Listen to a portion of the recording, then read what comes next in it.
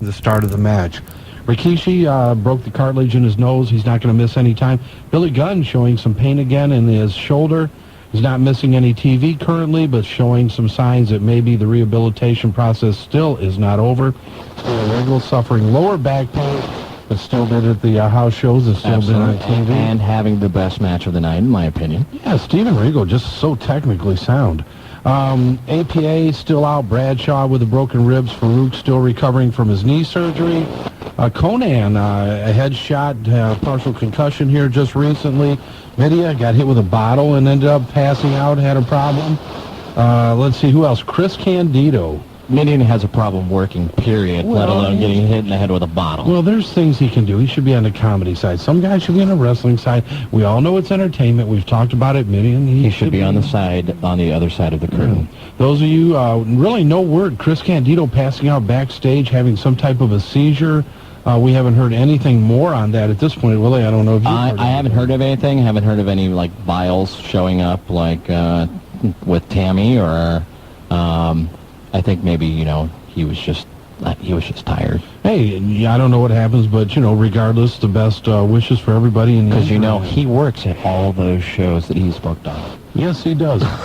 Hey, and one of the hottest new tag teams in a long time appearing this weekend. JR leaked it, but Road Dogg and his new partner, K-Quick. What'd you think of them, Willie? That was, I would love to say my comments, but I feel like I just need to rap right now. But I think that's absolutely the absolute worst angle ever. I have to agree with Shawn, and I don't agree with Shawn a lot. That's good. It was absolutely the worst. Here you have, on Raw, you have the Road Dogg. He is winning the match. He is winning the match for the European title. And yet this guy comes out, interferes in the match, costs him the match, and says, hey, let's rap. And he's fine with that. Yeah, come on, man. It's camaraderie.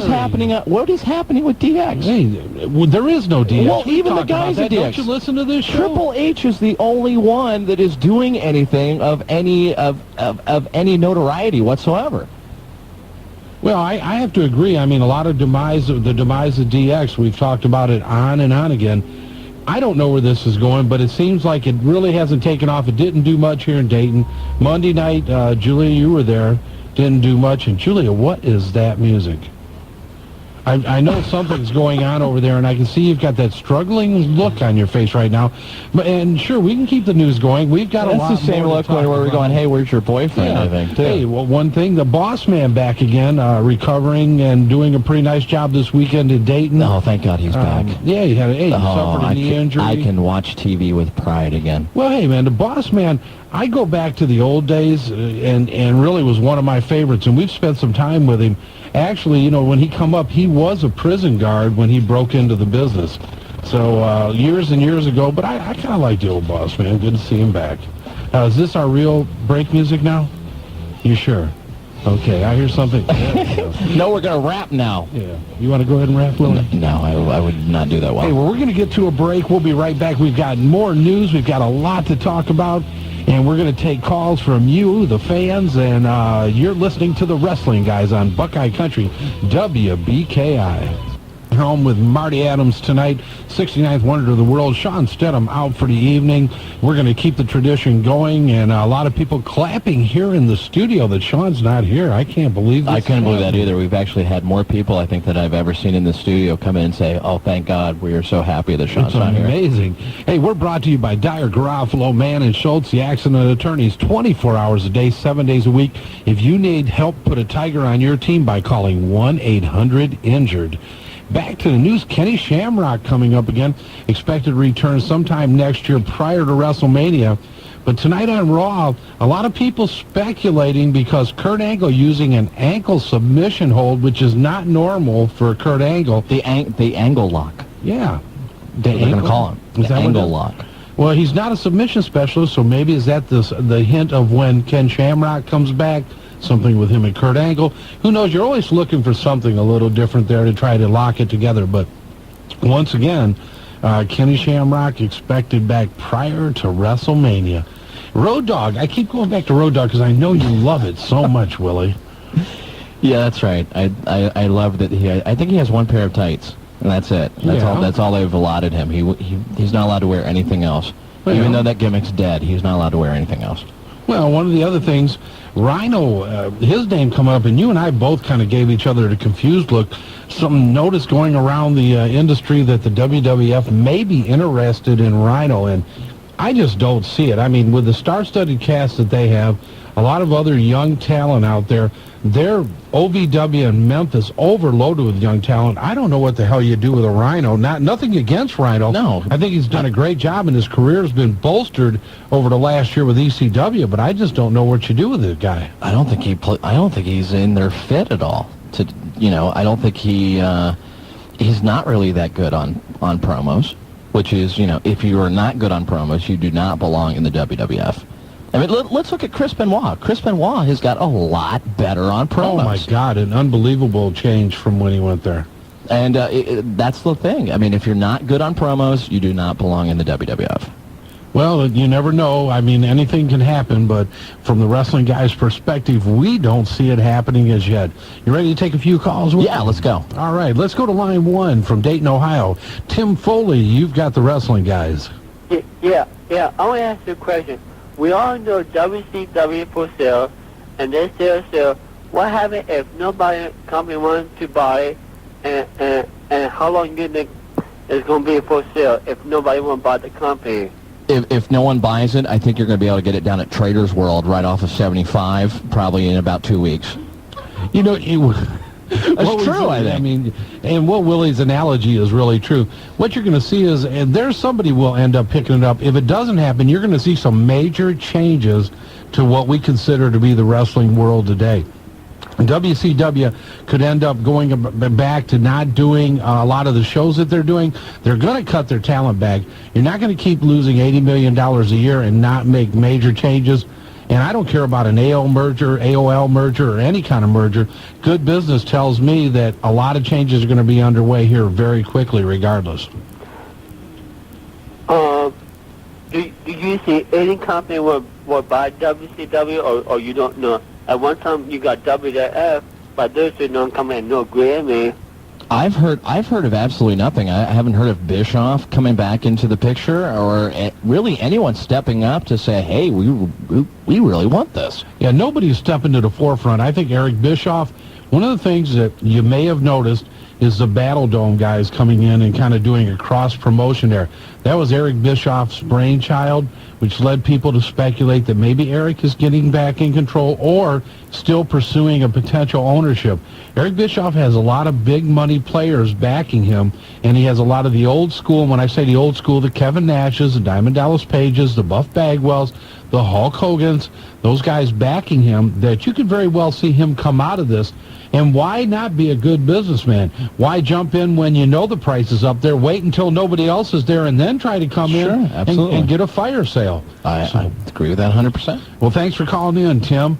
Hey, let's go to line 2, because here's a guy that I knew would call in tonight, Willie. Knowing that you were here, it's your friend, and we needed an update from him on if he has finally got through his GED. Cam the Man Collins from UCW, line 2. Well, how you guys doing tonight, first of all? How's everything going? Great. Give us a GED update, well, Cam. I'll know after we hear whatever you're going to say. Well, it was a snow day at school today, Marty, so I couldn't actually go. Oh, okay. It got pretty cold out there for me. Willie, actually, WCW won't make it to Trader's World. I just put a bid on eBay. Oh, that's okay. They're on eBay now. If they can sell a Willie F doll on eBay, then they'll That's sell right. WCW. You don't right? you remember that? I sold a Willie F doll on That's there. great.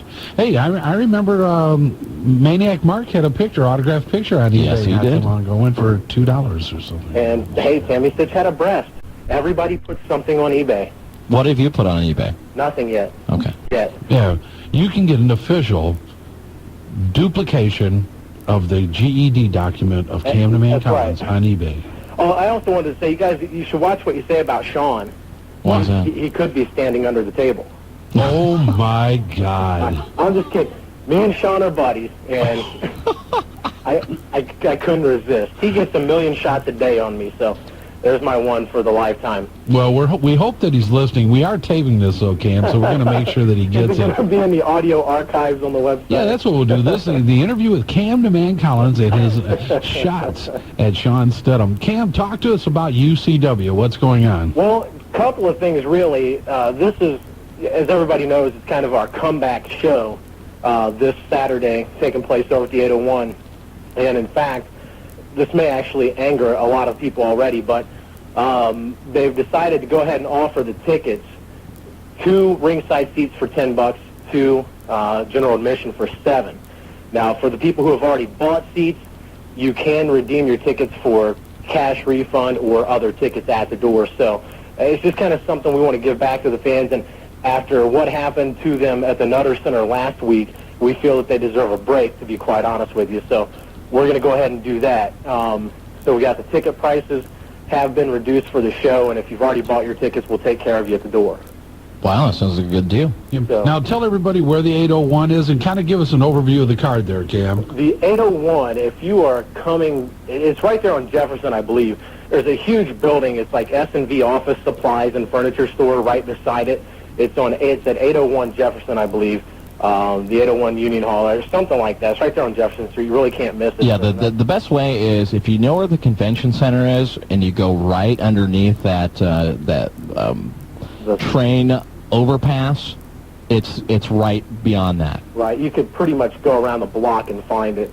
And you always call the UCW hotline, right? Absolutely, 640-2794.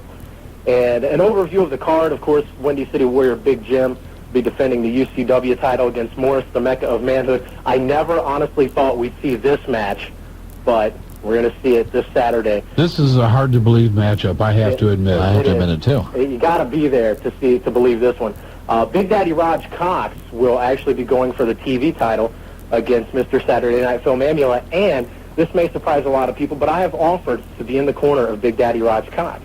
Well, that's gracious of you. Aren't you the commissioner? Well, see, Marty, I'm no longer the commissioner. Okay, I knew there was something wrong Well, there. hey, it doesn't seem right, and a lot of fans are still trying to get over it themselves, but nonetheless, I've accepted it gracefully, and Saturday, to show my appreciation to Big Daddy Raj Cox, I will gladly be in his corner for this match. Who is the commissioner now?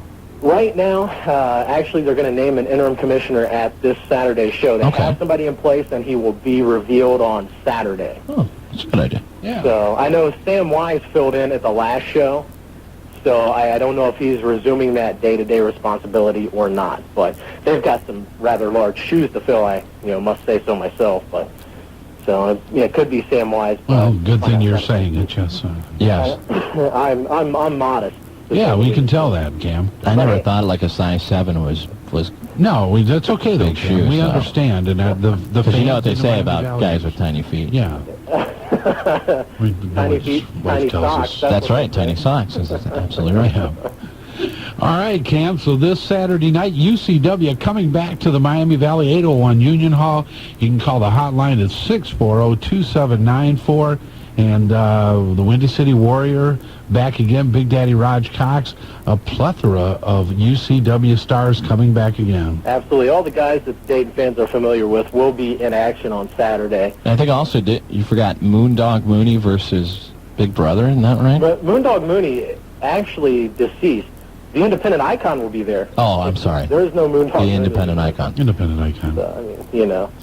And plus, then they have the VCW thing on the 25th in Urbana, and he'll be getting his shot finally, thanks to Commissioner Marty Adams. The Icon finally gets the shot he deserves. So that's why I'm taking it easy on Marty tonight, too. Well, I appreciate that, Cam. I saw you Saturday night. It was real cool. We could have threw down in the parking lot, but it didn't happen. So. Well, I'm glad you didn't, buddy, because the only thing I wanted to throw down was to get home. It looked like you were beat. I was done. The Dudley boys had worn me out. We'll talk about that a little more, but we got to get to a break here. All right. Thanks a lot, guys. Cam, thanks for calling in. You're listening to the Tag Team Champions of Talk Radio, the Wrestling Guys, on Buckeye Country, WBKI 106.5. And welcome back to the Wrestling Guys. Willie F. sitting in for Shawn Stidham, the 69th wonder of the world. Julia here tonight with Marty Adams.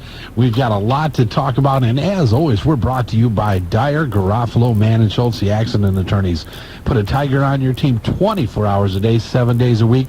All you have to do is call 1-800-INJURED, and I guarantee you they will be there for you. Willie, we've been talking about it. The Miami Valley, what has went on since Fog Night?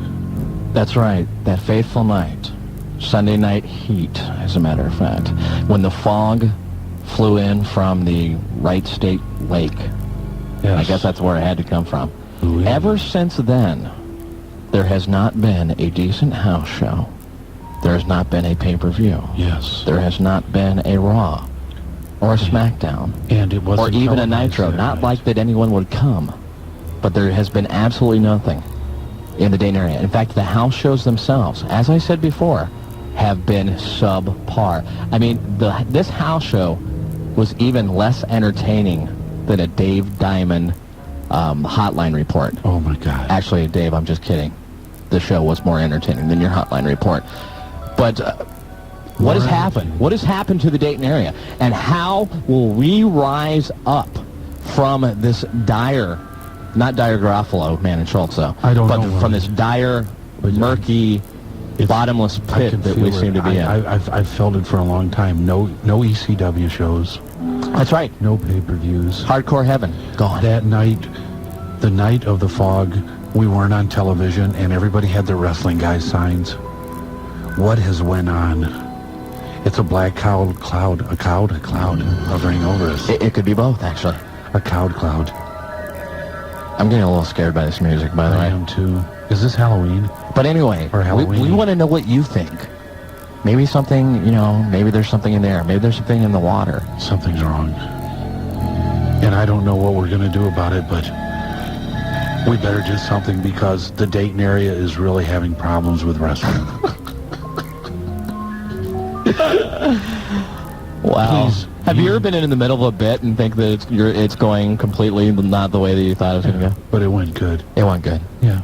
All right. All right. Good things. Good thoughts. And you, Good the things. listeners, tell us what has went on. Willie, your point well made. Thank you. Since that time, since the midnight- fog came in. Yeah, it Like we- out of a John Carpenter film. No doubt. WCW comes in. They do a house show that I'll have to call terrible at the best.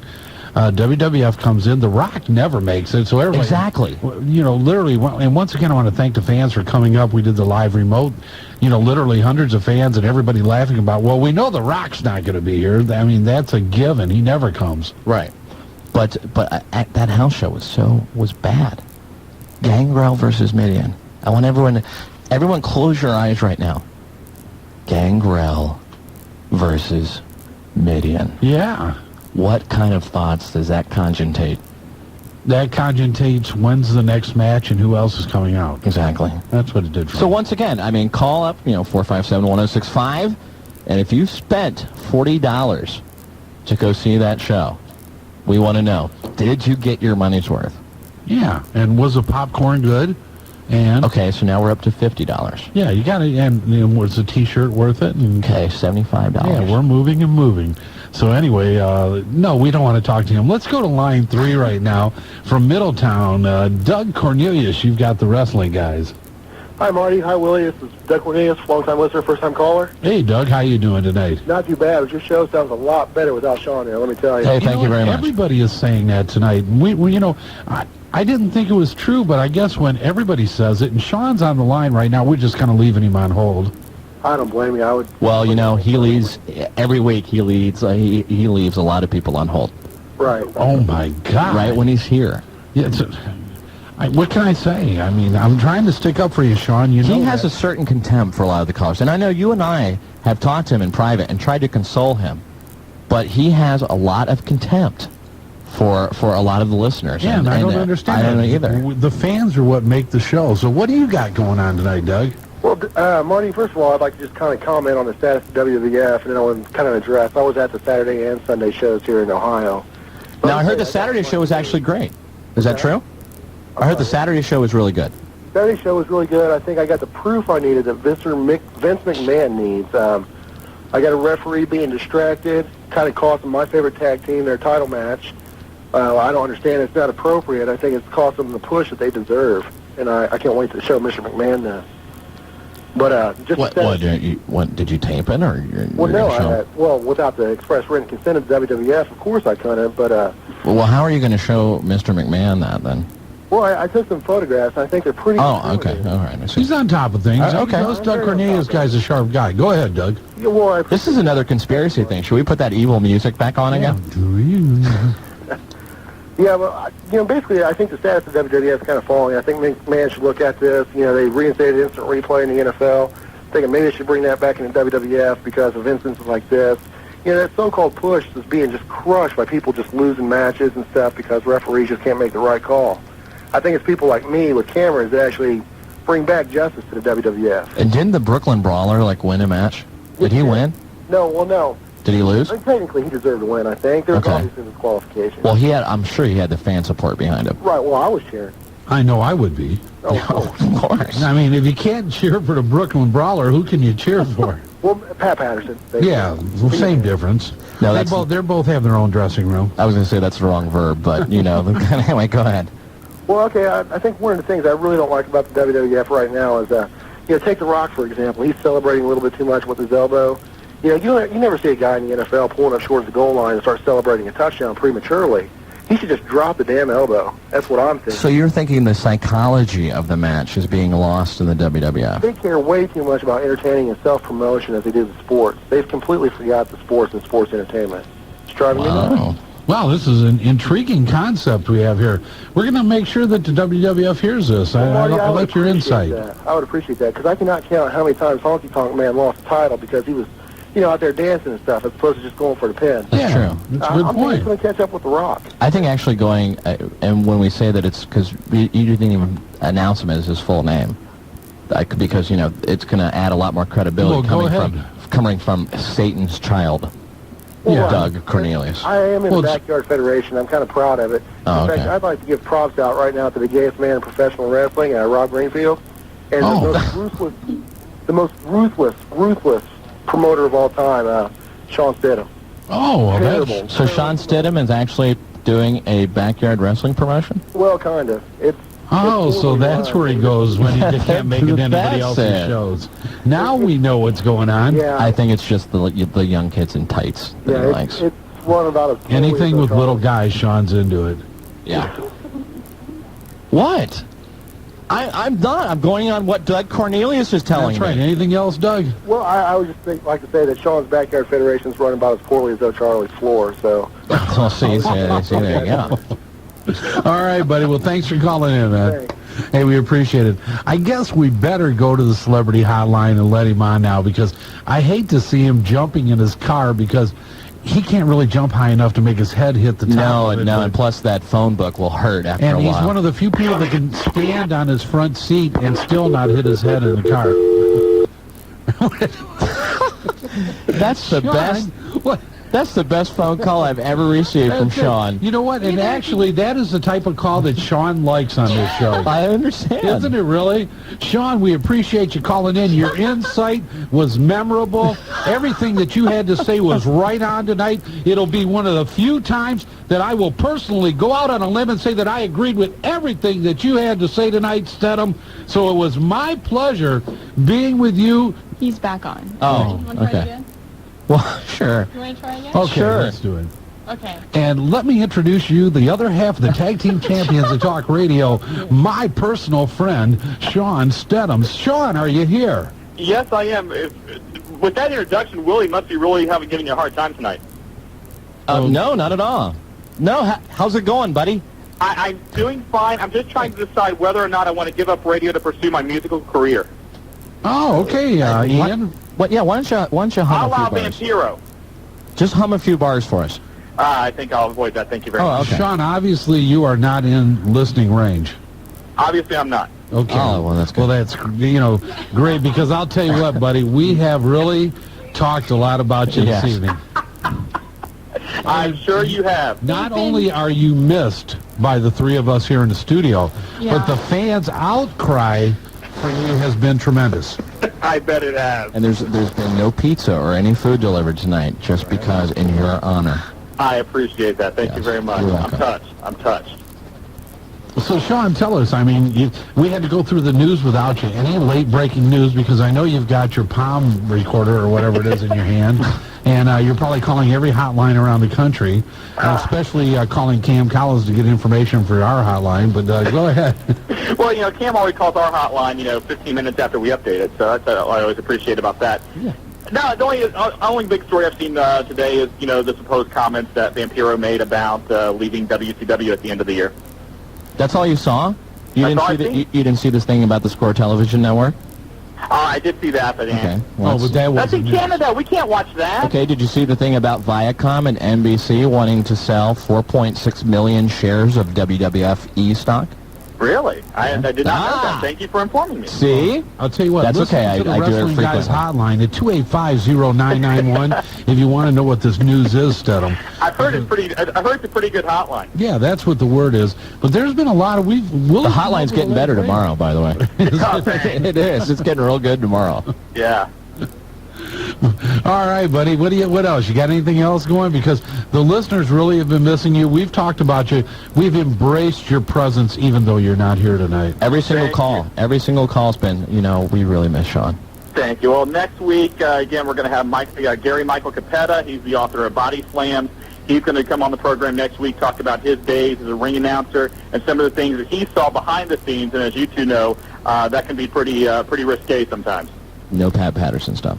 No Pat Patterson stuff. Well, in honor of you, Willie. Thank you very And much. then on the other hand, we're also going to try to right now have Bill Goldberg. Right now, it's tentatively set for next week, although it may be pushed back to the week after because of a conflict. But hopefully, Bill Goldberg also next week on the Wrestling Guest. And Billy Goldberg's new book coming out and barn burner, so to speak, from what everybody hears. And Yeah, Shawn, we're going to have him on. Shawn, who have you booked as the guest this week? Willie, you know what? Just like on the weekends, when you don't have any news report tonight, there's no guest, you can be in your glory. We're going to talk to Julia and her imaginary boyfriend later. Yeah, we're still looking for him. Every time we ask him, he's right over there, but we still haven't Whatever seen him. happened to the boyfriend? He was supposed to be standing right there. We turn around, it's a blade of grass. You know what she carries with her now? She carries with her one of these Brooks and Dunn cardboard stand-ups. Yeah.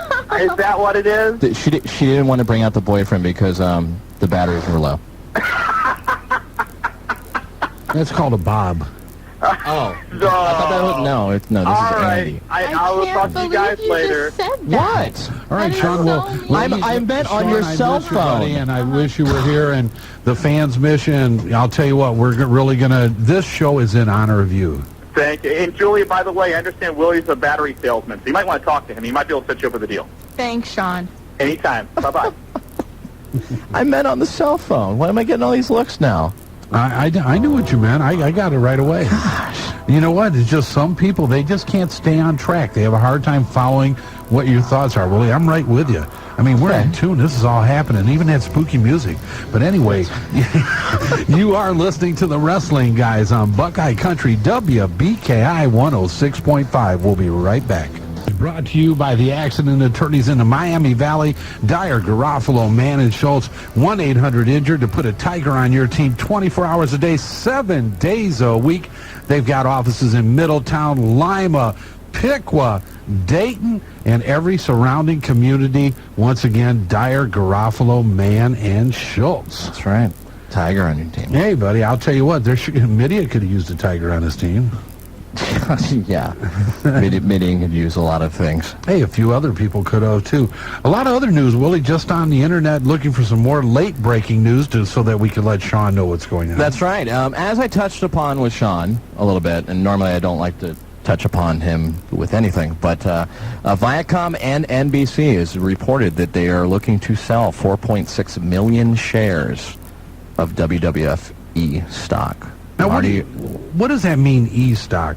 well, it's WWF Entertainment stock. Okay. Because that's how it's listed on So it's just NASDAQ. WWFE is a code word. That's the code word. You know, the question I have is, and we all know the stock's probably, I'll say for lack of a better statement, devalued right now.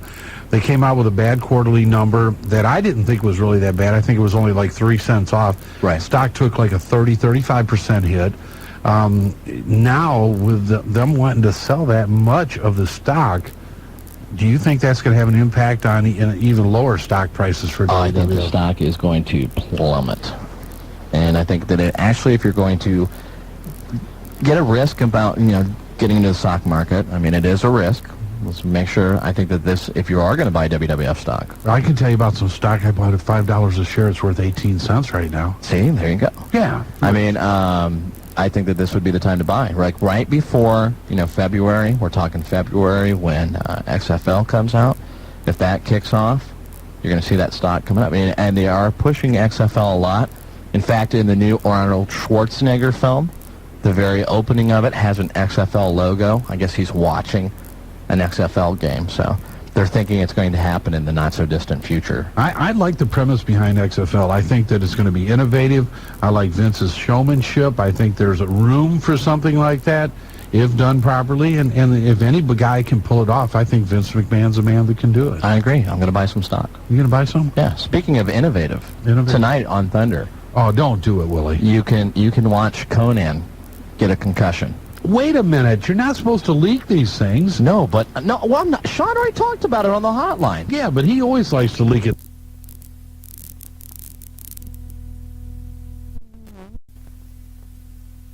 A Sting-Steiner match. Watch for, and I don't know if they'll edit this out, I guess the ref does a 3 count when he's not supposed to. Aww. So, I'm not going to say anything more. Well, good. You're not going to say who he did the fake 3 count on. No, I would not do that. Well, it's good. I mean, because I don't like people to know. They should be able to watch it. I mean, if they want to hear spoilers, they can check it out tomorrow or later or That's right. do it on their own. We shouldn't spoil it for I them. will not be telling anything that happens on SmackDown when I do the report tomorrow on the hotline. You sure? 285-0991. 285. You know what's going to be great about your hotline report What's that? tomorrow, Willie? Because on the weekends, there's really not a lot of news, so you get to go into your rant. So Yes. you can just rant for minutes and really talk a lot of trash. There's going to be news tomorrow. You're going to There's have actually- I know. a real news report. You're going to have to do a real hotline report. And I should know about the hotline report. I am the king of not doing the hotline report. That's right. I should have a real insight. You are the on it. supervisor of the hotline. Yeah, that's me. Thank you. See? I kind of like that. See, and if it was not to your liking, you would go on and redo it. Yeah, that's it. But it's been so fantastic that I really haven't had need to do that. Now, Shawn loves it when I do it because something will always happen. You want late-breaking news on any given day, let me do the hotline. Right. Because that next morning, something's going to break. Sure. And, I think that's really good that you're letting Shawn work through his work release program, too, on the hotline. Well, it's something that I arranged for Shawn. I think that he needed to have some input into it. And they told me that as long as I kept a good eye on him and that he signed in and out every day and he didn't abuse his privileges, that they would work with him.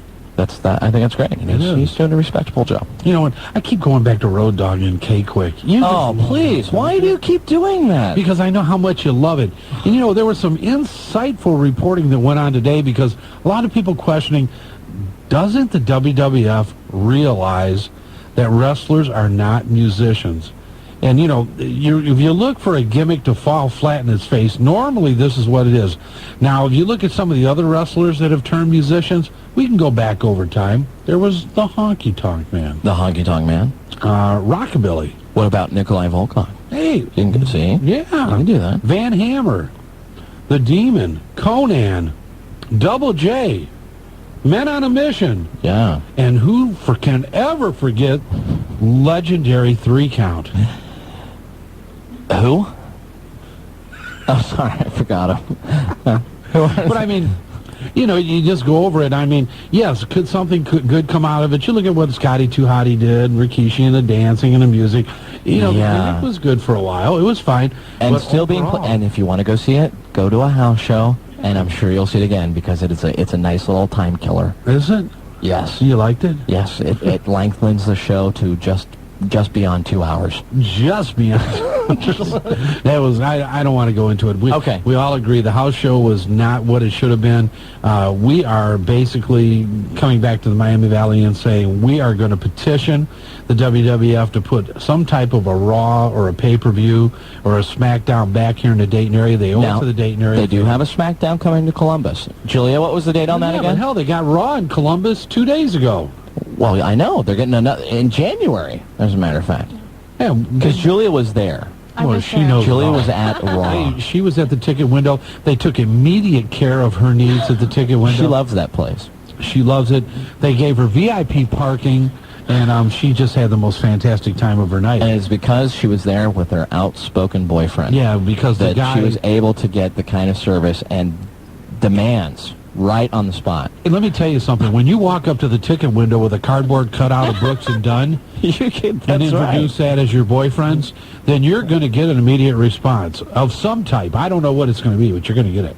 Cute. You guys are real cute. Okay, well, we just thought we'd mention that. Yeah. Hey, let's get back to the phone lines again.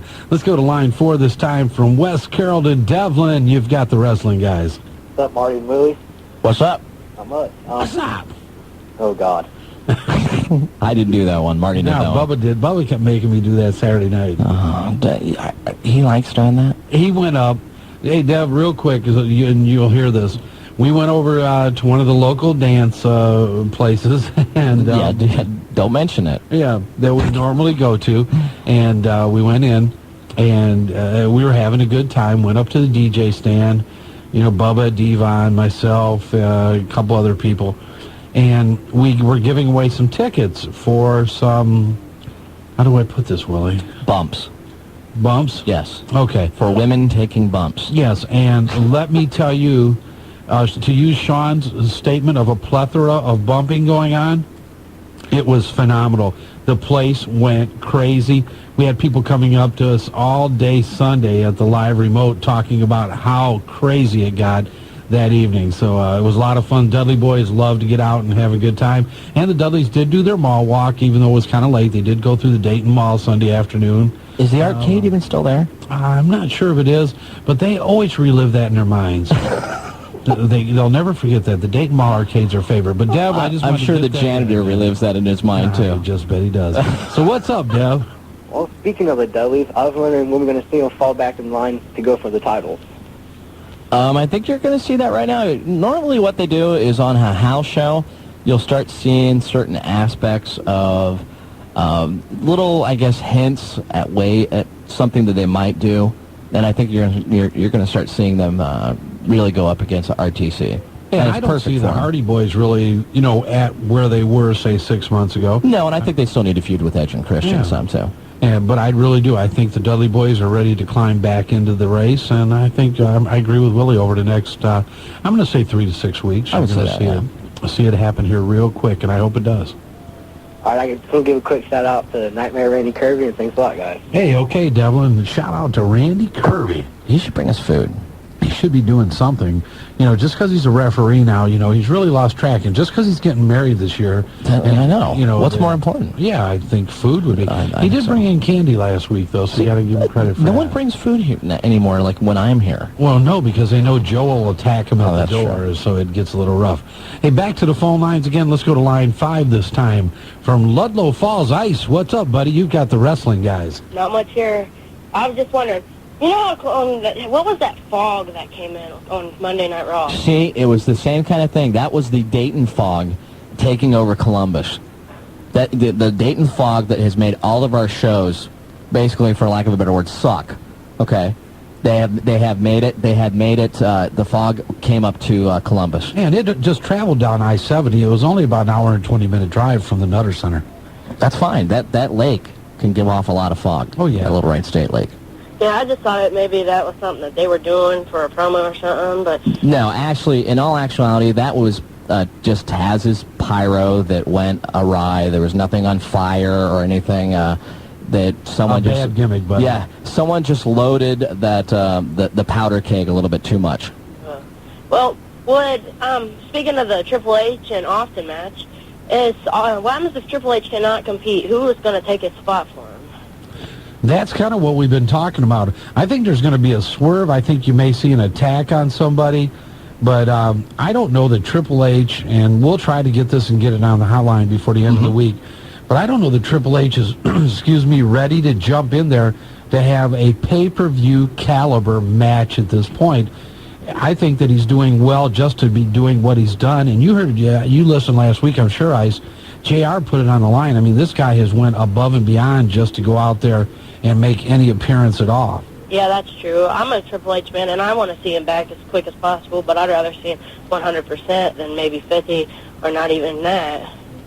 I agree with you. I agree with you 100%. You know, I think that this is one of the reasons that Triple H has been voted by many different places as being the most valuable player in the WWF right now.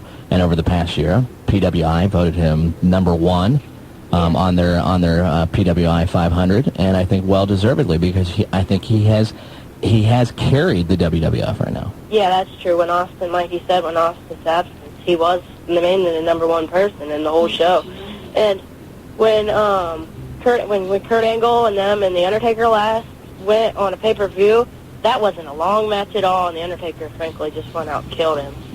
I agree, but you know what? I think that you've seen The Undertaker kill him so that Kurt Angle will be victorious on Sunday. That's what I think, too. Ice, we got to get to a break, buddy. You take it easy. Tell everybody in Ludlow Falls we said hey, and we'll be right back. You're listening to The Wrestling Guys on Buckeye Country, WBKI 106.5. Welcome back to The Wrestling Guys. You heard it, brought to you by Dyer, Garofalo, Mann, and Schultz. 1-800-INJURED. If you have a problem, put a Tiger on your team. Put somebody on your side that can give you the type of protection and coverage you need. Dyer, Garofalo, Mann, and Schultz. And what were you talking about? You were saying that earlier when the scary music was on and it got real dark in here?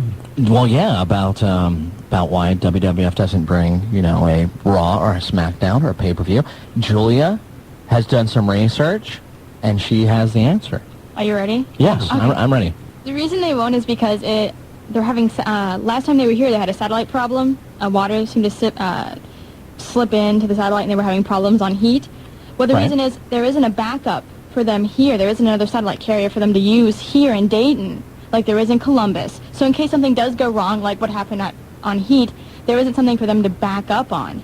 Another satellite provider, a satellite carrier. So that's why. Can't they just shoot the satellite signal then to Columbus and then beam it to Columbus? I don't know all the intricate details. I'm sure it's something they're working on, but that's why they haven't come back. So.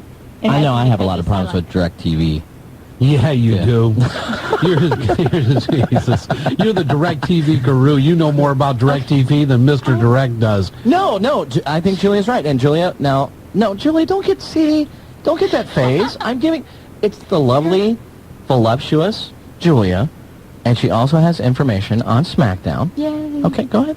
Okay, tickets go on sale November 19th at 10 a.m. Yeah. Yeah. And the show is the January That's this Saturday. It's this Sunday. This Sunday. Okay. This Sunday, yeah. Okay. I just think it's Sunday. 10 a.m. 10 a.m. And the show is January 30th at 7:30. And not in Dayton again.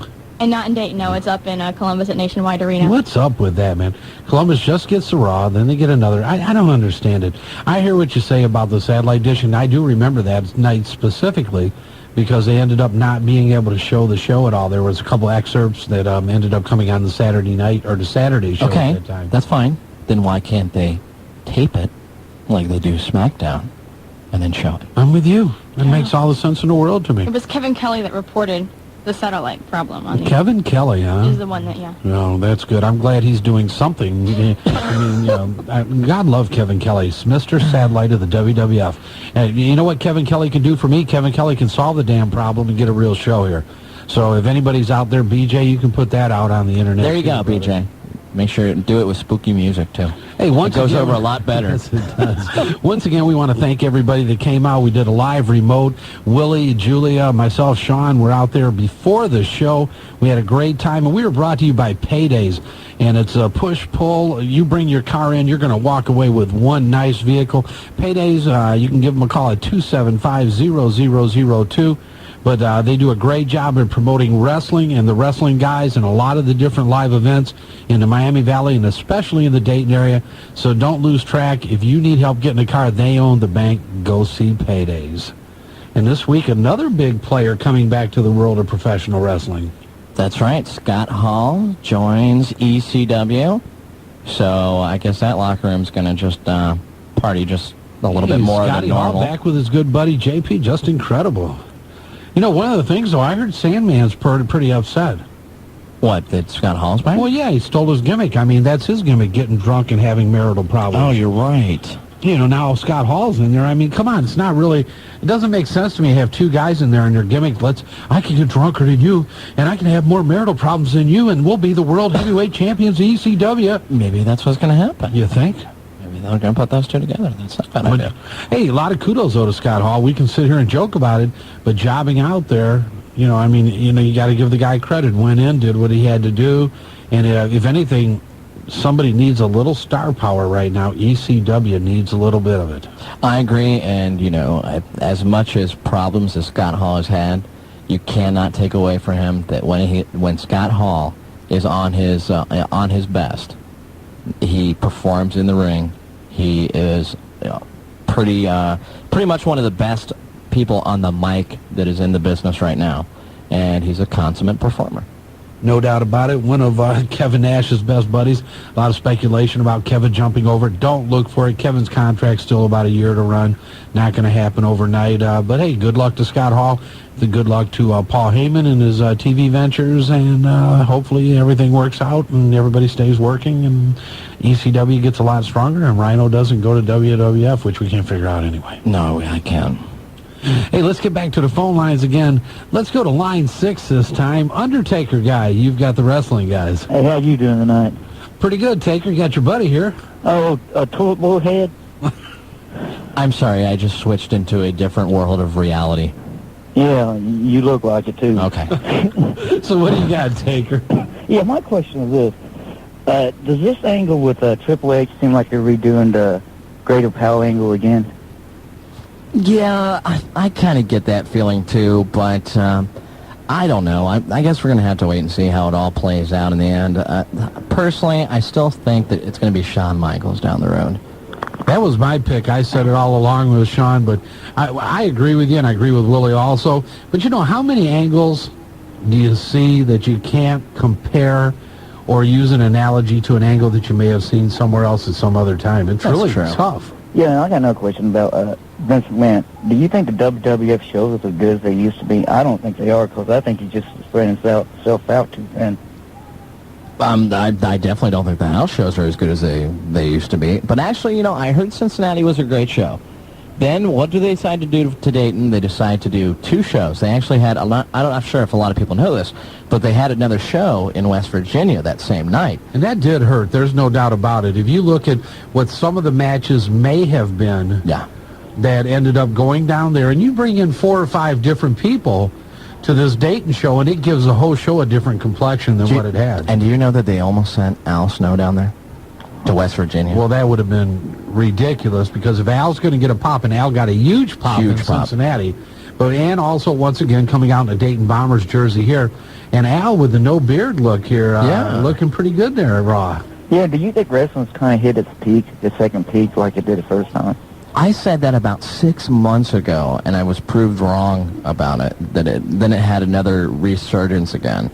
I think, you know, wrestling, I think right now, I don't think it's going to hit a valley for a while. I think we're just going to be on a little roller coaster ride, just a little up and down, but I don't think it's going to crash down to the ground as it did, you know, back in the 80s, early 90s. And I don't see it going away or losing its luster.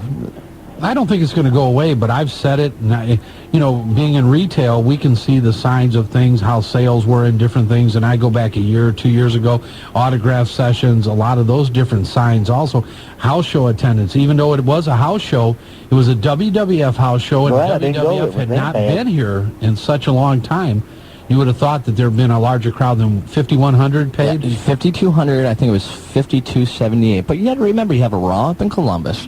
and you have another house show down in Cincinnati that could affect that. I'm sure it affected it. I'll say 1,000, 2,000. Sure, because I mean, there's only so many dollars for entertainment to go around, and that's an expensive night. If you use a 38, we'll use your analogy, a $40 ticket for a wife, husband, and 2 kids. You got $160. Throw in a couple T-shirts and a couple tubs of popcorn, and hey, you're well over $200 for the evening. And for 2 hours of that, that's not good. And you know what? But I will say one thing too, that the attendance at the Dayton house show was better than the attendance at the West Virginia house show, which I think was like 4,200. I mean, this is West Virginia, for God's sakes, we're talking about. I mean, they have like Kentucky. They have poles with flames shooting out of them. I mean, we have that here in Dayton, but we call that celebrities in 1470. Like Kentucky, no bathrooms, no toilets, all that. Okay, well, what else you got, Taker? Well, in the match between the Undertaker and the Angle, who's going to jump in to help Angle keep the belt? Because somebody's going to interfere. Who's really Angle been siding with lately? Yeah. Well, Edge and Christian. I would think maybe possible. the Big Show will come back. No, actually, he was backstage at the SmackDown tapings I read today, but I don't think you're going to see him for a while. I really can't think of anybody off the top of my head. I mean, it could happen, but I don't think necessarily that it has to. I think Angle's proven that he can beat a physically superior guy through his technical abilities. Oh, I think Angle's I like Undertaker. I think Angle's going to win. I mean, I don't disagree with you there. I think Angle's going to win also. Well, that's it. But for the people of Kentucky, we eat turkey, not possum, for Thanksgiving. Bye. That was odd. Hey, the Undertaker's always got these little things that he likes to share with us. Just little pearls of wisdom just to pass on. Yes. This is his chance to pass them on to in his green sky and yellow grass. Yeah. Okay. Hey, you gotta love it. It's a talk show. People absolutely. It's opinions and we could go on and on, but how would you like to have been in West Virginia? I mean, even though we know that the main event, a good, technically sound match. Absolutely. But, no Rock, no Austin, no Triple H, no Kane. Let me think. No Undertaker. No Undertaker. No Kane, though, too. No Kane. No Kurt Angle. No Kurt Angle. The secondary match was Eddie Guerrero versus the one, Billy Gunn. And who would have thought that Billy Gunn would have jumped from one bad gimmick into another?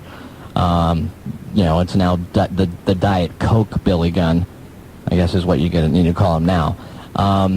You had the Brooklyn Brawler versus, who did he fight? He fought somebody else. It was horrible. It wasn't Gangrel because he was here. Yeah, but I mean, the point being is that it was... You look at that, and I'm sure ticket prices were somewhat similar to the Dayton and Cincinnati pricing. Oh, that's right. Lita versus Ivory was on that show. The Hardy Boys versus, I'm trying to remember who they fought. It doesn't matter. I've never been a proponent of split shows. I never did like them. I'm sure that you want to get people in, and you want to try to give people a little bit of the product live. And it's hard to do that when, you have so much going on in different cities. It was an opportunity for WWF to share the product, but at this point, guys, don't do it. Give everybody what they're paying for. I agree. Got it.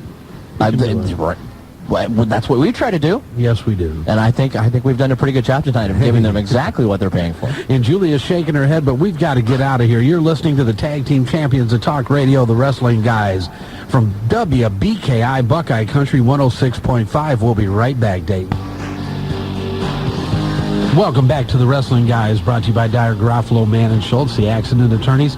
And every morning, 6 to 10, the beautiful Karen Kelly, call in on the morning show and give her a hard time like you give us a hard time. Karen Kelly going through a lot of different changes in her life, and if you haven't seen her lately, that hairdo is something to behold.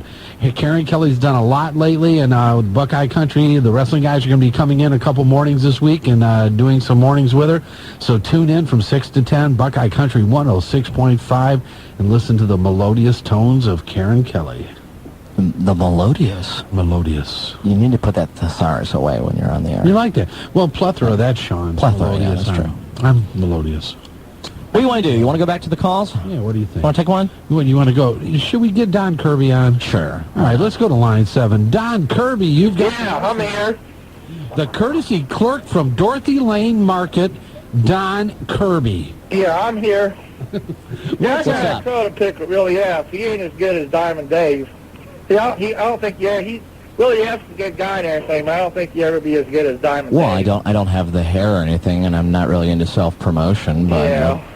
OCW's better than all of them, really. The only one's really a good competition is like what Marty does over here on this show. But my question is, I spent $150 at that WWF match. So And how do you feel? I feel the matches went pretty fast.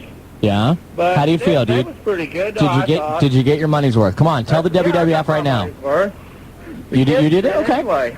You got your money's worth then? Well, the kids, Sure. Well, if the kids was happy, I was happy. But it was all right. I mean, they split up 2 shows. It goes that way sometimes. But, if you go if you drive an hour and 20 minutes to watch the hockey game in Columbus, you can drive an hour and 20 minutes to watch the wrestling. I went all the way to Chicago before to watch WrestleMania. I agree. My point was that Dayton has always been a hotbed for professional wrestling. Oh, yeah. The companies have always said that this area has been one of the most sought area for fans. Yeah. Am I not right, Marty, in that? Yeah, All right, well, absolutely. Curtis, It's been. let's talk to you. You look in the Midwest, that's the way it is. Hey, how you guys doing? Cliff, what's happening? Oh, They're I on think break. I got my nerves back. What do you mean? Well, when they was firing off those fireworks, I spelt my pop on my friend. Because especially when Kane came out, and they went the big boom, and I wasn't expecting it, and I spelt my pop. Oh, that's a shame. Did this affect your courtesy clerking at Dorothy Lane Market at No, all? we still give a good courtesy clerking at now Dorothy Lane Market. You know that actually, I mean, if your nerves are frazzled, I think that, you can do like the hot coffee incident with the McDonald's and probably just sue them. But I think the show did go a little too quick. I don't know, maybe they was on a time schedule or something, but Did you feel that you got your money's worth? no. See? I'm not There's one. disagreeing. I'm just listening to fans speak out. This is a fans forum. Yeah, because I think they're gonna I didn't fight. pay nothing. I got in for free. Oh, He well. still didn't get his money's Because, worth. you see, Kirby owed me $20, so I told him just to buy me a wrestling ticket. Okay. No Well, wonder Kirby's upset. Oh, and Kirby wasn't upset. no, he wasn't. He Kirby's was happy. cool with it. Wait, you get a free wait, ticket and Cliff's upset. and did you spill pop on Kirby then? No, Oh, okay. It was no, somebody else. I spelt pop on my knees. On your niece. Yeah, my knees. Okay, all right. Yeah. Well, you said a friend, so. Yeah. Well, I didn't know if she wanted to be on the air or not. Oh, okay. But I have a niece, and You're everything. right. You never want to say the word niece because that just implicates too much. But That's like anyway, one of those. His laugh is like one of those dolls that you get at Halloween. Yeah. You hang from the tree. Yeah, like that. Yeah. Well, Some of them anyway, button pushers. when are you guys going to have a show up in Old North Dayton? Well, you've got UCW is coming back this weekend, Cliff. Yeah. So yeah, it- but we might be in Columbus or something that weekend. Go see the Blue Jackets. Well, then, I I don't understand. know. You got to set your priorities, Cliff. You have that. Yeah, Yeah. we hadn't seen a Blue Jackets game yet. But anyway, we'll like to see you back in Old North Dayton here pretty soon. All right, buddy. Well, hopefully HWA will be back. They've got a lot of new stars there. Last show was good. The All-Star show that we had was real good, and looking forward to coming back soon. Yeah. And another thing, if you want to, Willie F, Yeah. come on down to Dorothy Lane Market. We'll treat you right. You know what? I come down there a lot. Actually, I get sushi from Dorothy Lane Market. Yeah, come to I the do. Centerville store. That's where I work. Okay. I will come down there because I'm down there all the time, actually. Okay, well, glad to see you. All right, Cliff, thanks for calling in, buddy. Tell Don you guys have a good time at the Blue Jackets game. And, man, it was hard. It used to be Cliff, the courtesy clerk from Kroger's. Then he went to Cliff, the courtesy clerk from Dorothy Lane Market. I understand. I'm just not going to be able to sleep with that laugh going off in my head. Go ahead and do It's it. Can you No, I do it? can't do it. There's no way. I could not do that laugh justice. Hey, Cliff laughs and smiles all the time. I know he does. He's a great guy. Yeah, he does it all. He just has a good time. Let's get back to the phone lines again. Let's go to line 8 this time.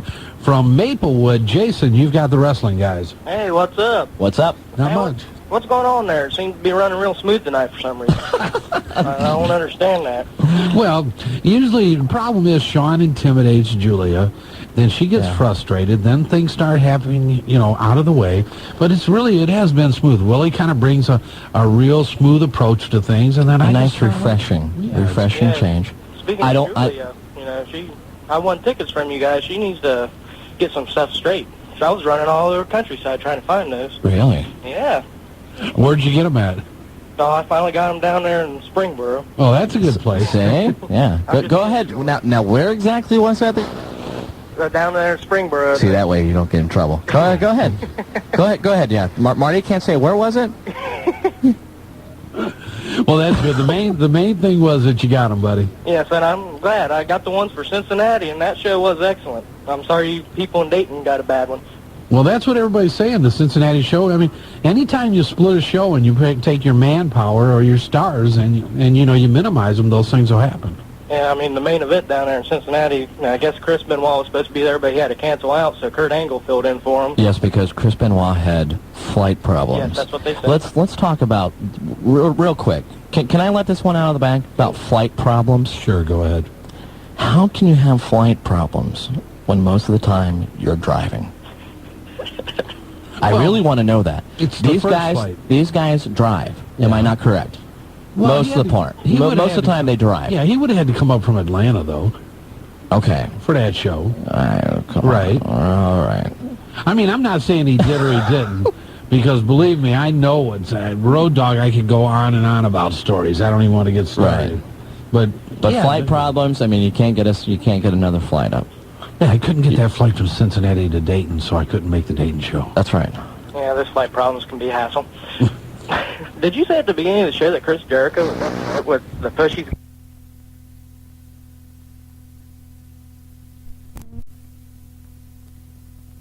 The start of the match. Rikishi broke the cartilage in his nose. He's not going to miss any time. Put him in with Kane is to give it some more notoriety. I mean, let's face it. I mean, if you go through, you got your Triple H's, you got your Rocks, you got your Austins, and Taker. I think Kane is right there, and it's been good for him. But he's looking forward to getting to that next level. Plus, I think they had some extra breakable glass that the WWF had to get rid of. Yeah, I think so. And so I think that's another reason why you saw that. You think? Yeah. But it's about time they give him his push he needs. Chris Jericho, that is. So you're a Jerichoholic? Oh, yes, I am. Hey, can I give a shout-out? Sure, go ahead and do it. I'd like to give one to Jason Bingham. And, hey, got tooth. That's a small little joke between us. Okay. We believe you. Okay. See you later. Thanks for calling in, Jason. Bye. Hey, what was that joke between them? I don't want to repeat it. I'm legitimately afraid right now. Are you really? Yes. Is that spooky music starting to play again? They did. That started it with the laugh, the spooky music, Julia's invisible boyfriend. Everything has just come. Julia's got the cardboard guys behind her tonight. Come on now. If she points behind her tonight, there they are. Look, you want to see them? Look over there. Oh. Coors and Lights presents Cardboard Men Tailgate Party, Brooks and Dunn. Okay. I'm sorry. Yeah. Wasn't his name Brooke? I feel better now. I feel better do? now, actually, yeah. I would, too. Hey, he was busy. He was out getting tickets. He was standing in line, so Julia didn't have to stand in line. And that's being good. A gentleman. He was doing, that's right, she's agreeing. He was doing all those things. She wanted to introduce him, but he was busy. Then he found him better seats. That's the only reason that he didn't sit, Willie, with you and your comrades, Shawn, and the rest of them. Well, actually, you know what? Shawn's comrades were, I was defending Julia the entire time. Uh-huh. You were laughing. But I was defending, though. But how can you be defending if you were laughing? Because you know what? Once they got inside, I chastised them. Oh, yeah. I did. Hey, I really did. That. Willie's the type of guy that he wouldn't put up with that. He would take care of it. Yes. Yeah. He was just trying to, be cool with it and not say anything in front of people so that it didn't cause a problem. Because there was a crowd around. And, there was a crowd. I didn't want to cause a commotion. And I agree with you. I mean, Willie, I think he handled it properly. And Julia wanted to sit with you guys, but, hey, she had a chance to sit over and, meet some different people. And that's what he was doing. He was out scouting the new area. So that's right. I can understand why he was busy. This is now the Invisible Man Guys show. If anybody at the Dayton House show saw a woman walking around with a cardboard cutout wrapped around her arm, it was Julia and her boyfriend.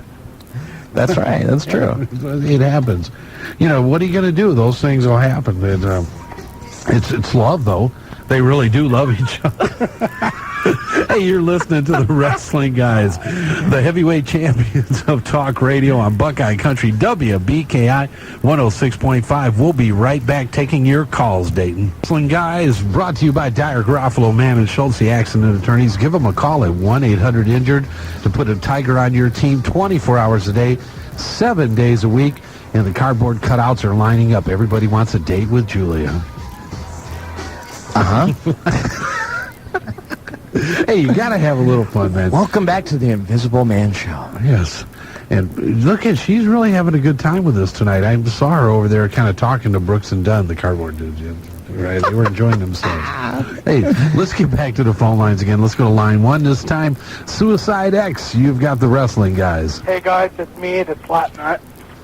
Okay. I did hear last week's show with Woodchuck dissing me. Oh, man, don't worry about it. Woodchuck was just having a good time. I have nothing against him. It's just, I don't think he should be listening to Metallica. Metallica's more of a hard rocker for hard rock person. Yeah, you never know. Everybody has their own taste. We just catered to everybody. Yeah, true.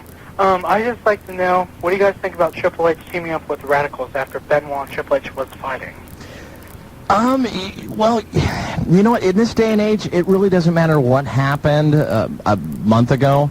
I think that everyone feels that, most wrestling fans forget what happens. And I do like, though, a lot of times, and I can't believe, WWF didn't cover this enough. But if you remember, now I'm trying to remember the angle with Triple H, and he was feuding with I think actually it was Kurt Angle, but he even made a mention about it.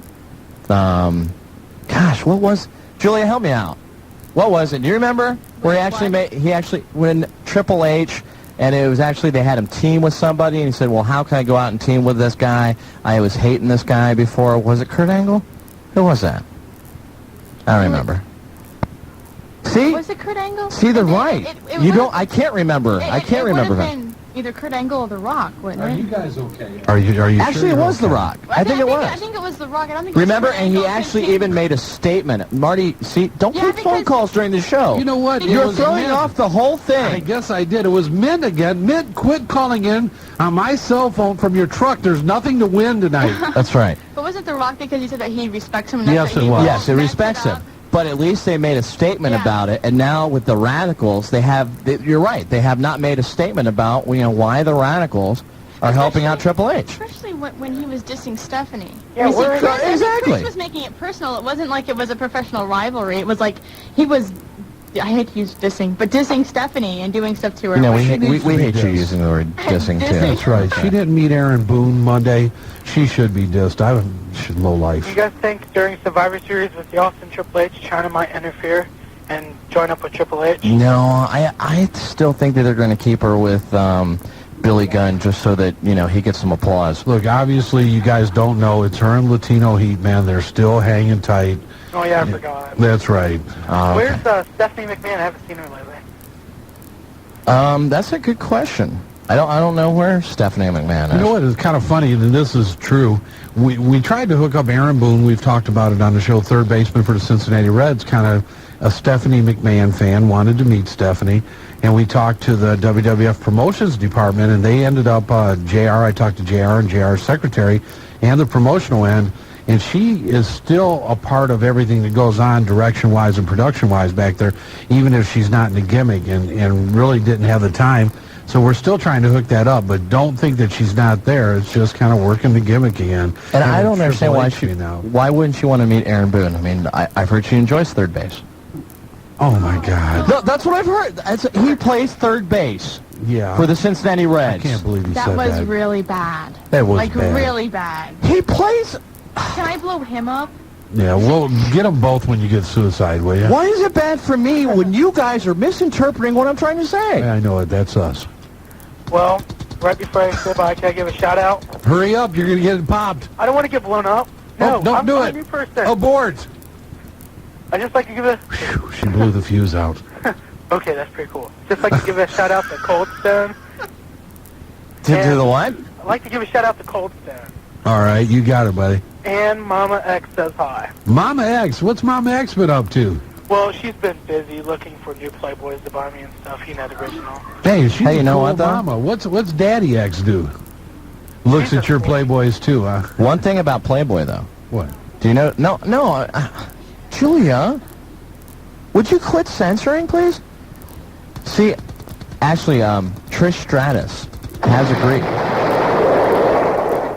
Who was that for Willie or suicide? For both.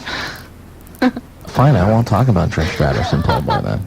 Yeah, take that. I'm sure the people want to know, but that's okay. All right. All right. Well, obviously, Julia's taking control here. She's the producer, and when you're getting off the beaten path a little bit too much, she has to steer you This back is a on. family show. Yes, it is. It's a family show. So I you have to didn't be careful of what you talk about. Yes, you have to watch the innuendos. Exactly. Shawn would never talk like that. Oh, yeah, you're right. I mean, Shawn is, you know what? Shawn likes little men. So, he would never talk about Playboys or any of that. He wouldn't do it. That's just Shawn. Hey, let's get back to the phone lines again. Let's go to line 2 this time. Once again, from Ludlow Falls, Hellraiser, you've got the wrestling guys. Hey, guys. How's it going, buddy? Yeah, What's going on in Ludlow Falls now that they're not having the lights up this year, by the way? Yeah, I know. That's a bummer. Hey, everyone's bummed. That's what they're calling. That's it, man. This is the second call from a Ludlow Falls. Yeah, you know how many people are not going to go out there now? Yeah. Not many, though. Do you guys need, like, some therapy? How about, or just, like, a really big hug? Yeah, you can have a group hug, all four Group houses. hug. There you go. Have they announced who Miss Hancock's father is? The father of the baby? No, are they even still doing that storyline? Are they? I think that, well, periodically, like, it'll creep in. It has to be somewhere. in the 9 o'clock hour when I'm not watching it. Well, yeah, it's not like a big main Okay. part like it used to be, but periodically they do it. Okay. I don't know, but I know some guys that would like to raise their hand and admit to it. You know what? I think it's going to actually wind up being David Flair. Do you really? Yeah. Well, in real life, everybody And it'll be a does nice know little cheery moment, and there'll be like, like little birds flying around like the arena. real life, since they lived together and It'll David be Flair nice. moved to Baltimore to be with It'll her. be a warm, sensitive type of terms of endearment I'm type so moment. relieved that it wasn't Buff for my dad. But that's where it's at right now, buddy. Yeah. Where's the Big Show? Well, if you listen, we call the Big Show Chunky Butt 2. Chunky Butt 1's Mark Henry. Chunky Butt 2 being the Big Show. Both of them been sent down to Louisville, to OPW, to, as JR would say, to rehabilitation and to hone their skills better. But the bottom line is to lose some of that big chunky butt that they got.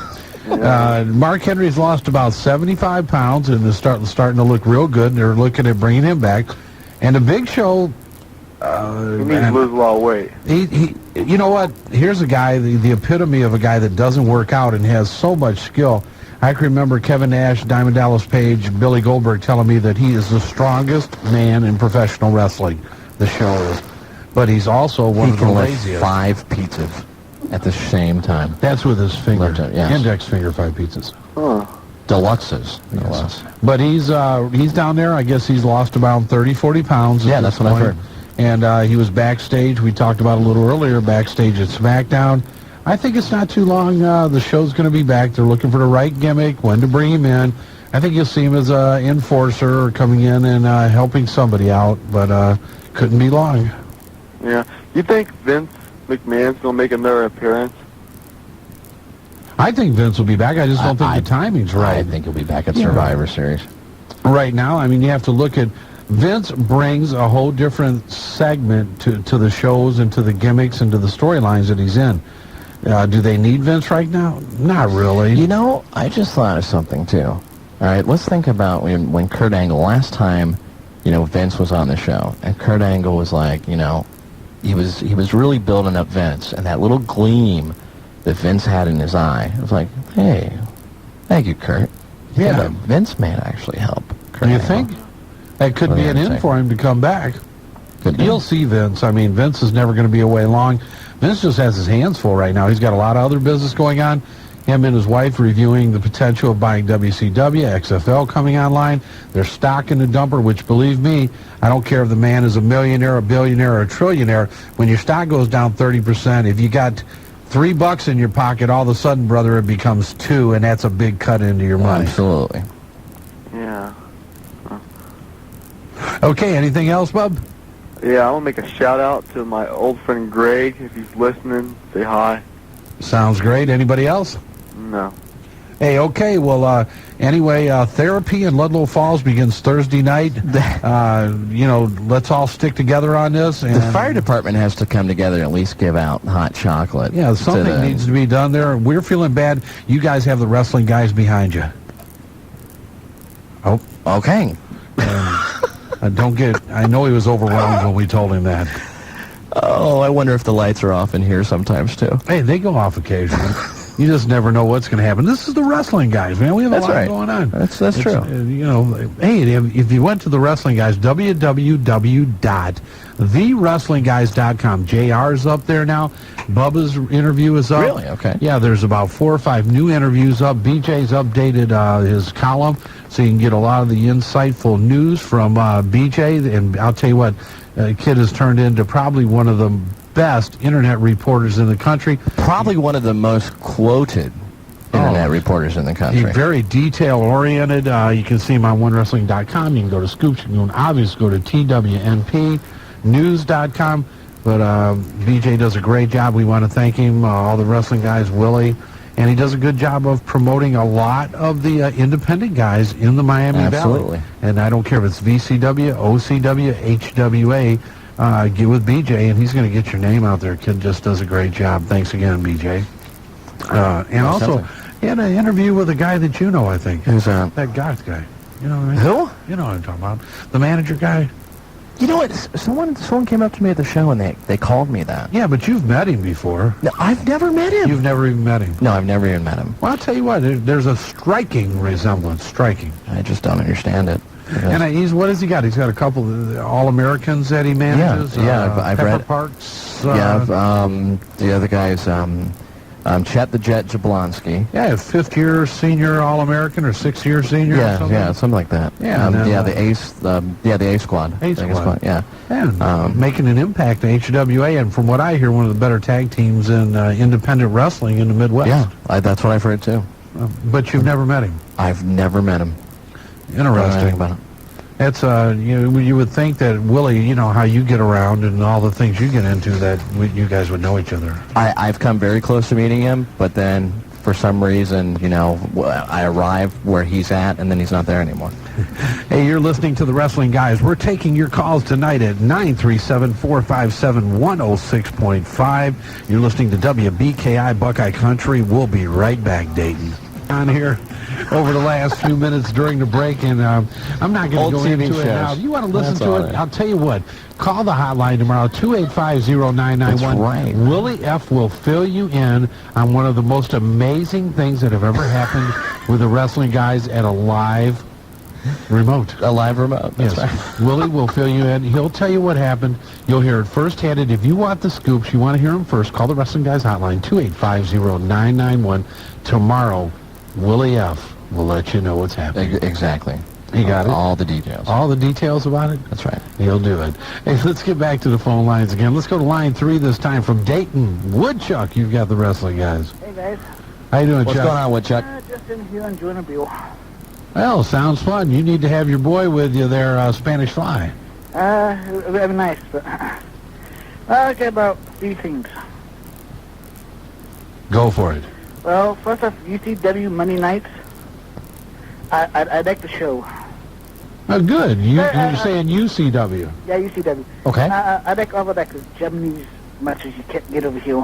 Oh yeah, that's right. They're showing a lot of a lot of the hardcore matches, a lot of the stuff that really isn't available anywhere else. Real wild stuff. Yes, absolutely. Most of the Japanese stuff is that. Yeah. And then Imperial was quitting wrestling stuff. That's what we're hearing. I haven't heard it. I haven't heard the audio. When I get home, of course, I'll listen to it, but that's the report that we're getting. I think he should quit his day job. What if his music career goes bad, you know? He always has a Oh, come on. Your music career can't go bad if you're lined up with ICP. No, those guys are packing arenas now. That's right. They're on that tour, the one that goes from Detroit to Lansing. That's the 1459, isn't it, tour? Yeah, the 1459-minute tour? That's what I thought. I heard Suicide X called him. Yes, he did. Well, I got nothing against him, but so he doesn't like Metallica. That's cool, but only reason I said anything about him was because he said something about me. Okay, well, it's good that you guys need to, you can kiss and make up and be adults about it. And I like that they do it right here on the show, too. So you can see it live? Yeah. Yeah, well, hey, that's all right, though. Woodchuck, we appreciate it. I'm glad Suicide X, you and him got things together, and now you can relax and enjoy yourself, and we'll look forward to talking to you next week. Thanks for calling in. Let's go to line 4 now from Dayton. Master Ken, you've got the wrestling guys. What up, fellas? How's it going? Hey, Ken. Yeah, I'm doing pretty fine. Just took a break. I've been training a little bit. Training as what? As a professional wrestler. That's my goal. I'm going to try to become a professional wrestler now. Now, where are you training at, Master? I'm training with my boys downtown Dayton. The Skid Show and Jeff Moore. Ever heard of them? No. Yeah. But, hey, guys, anyway, it was... So, in other words, you got your hands on a copy of No Mercy.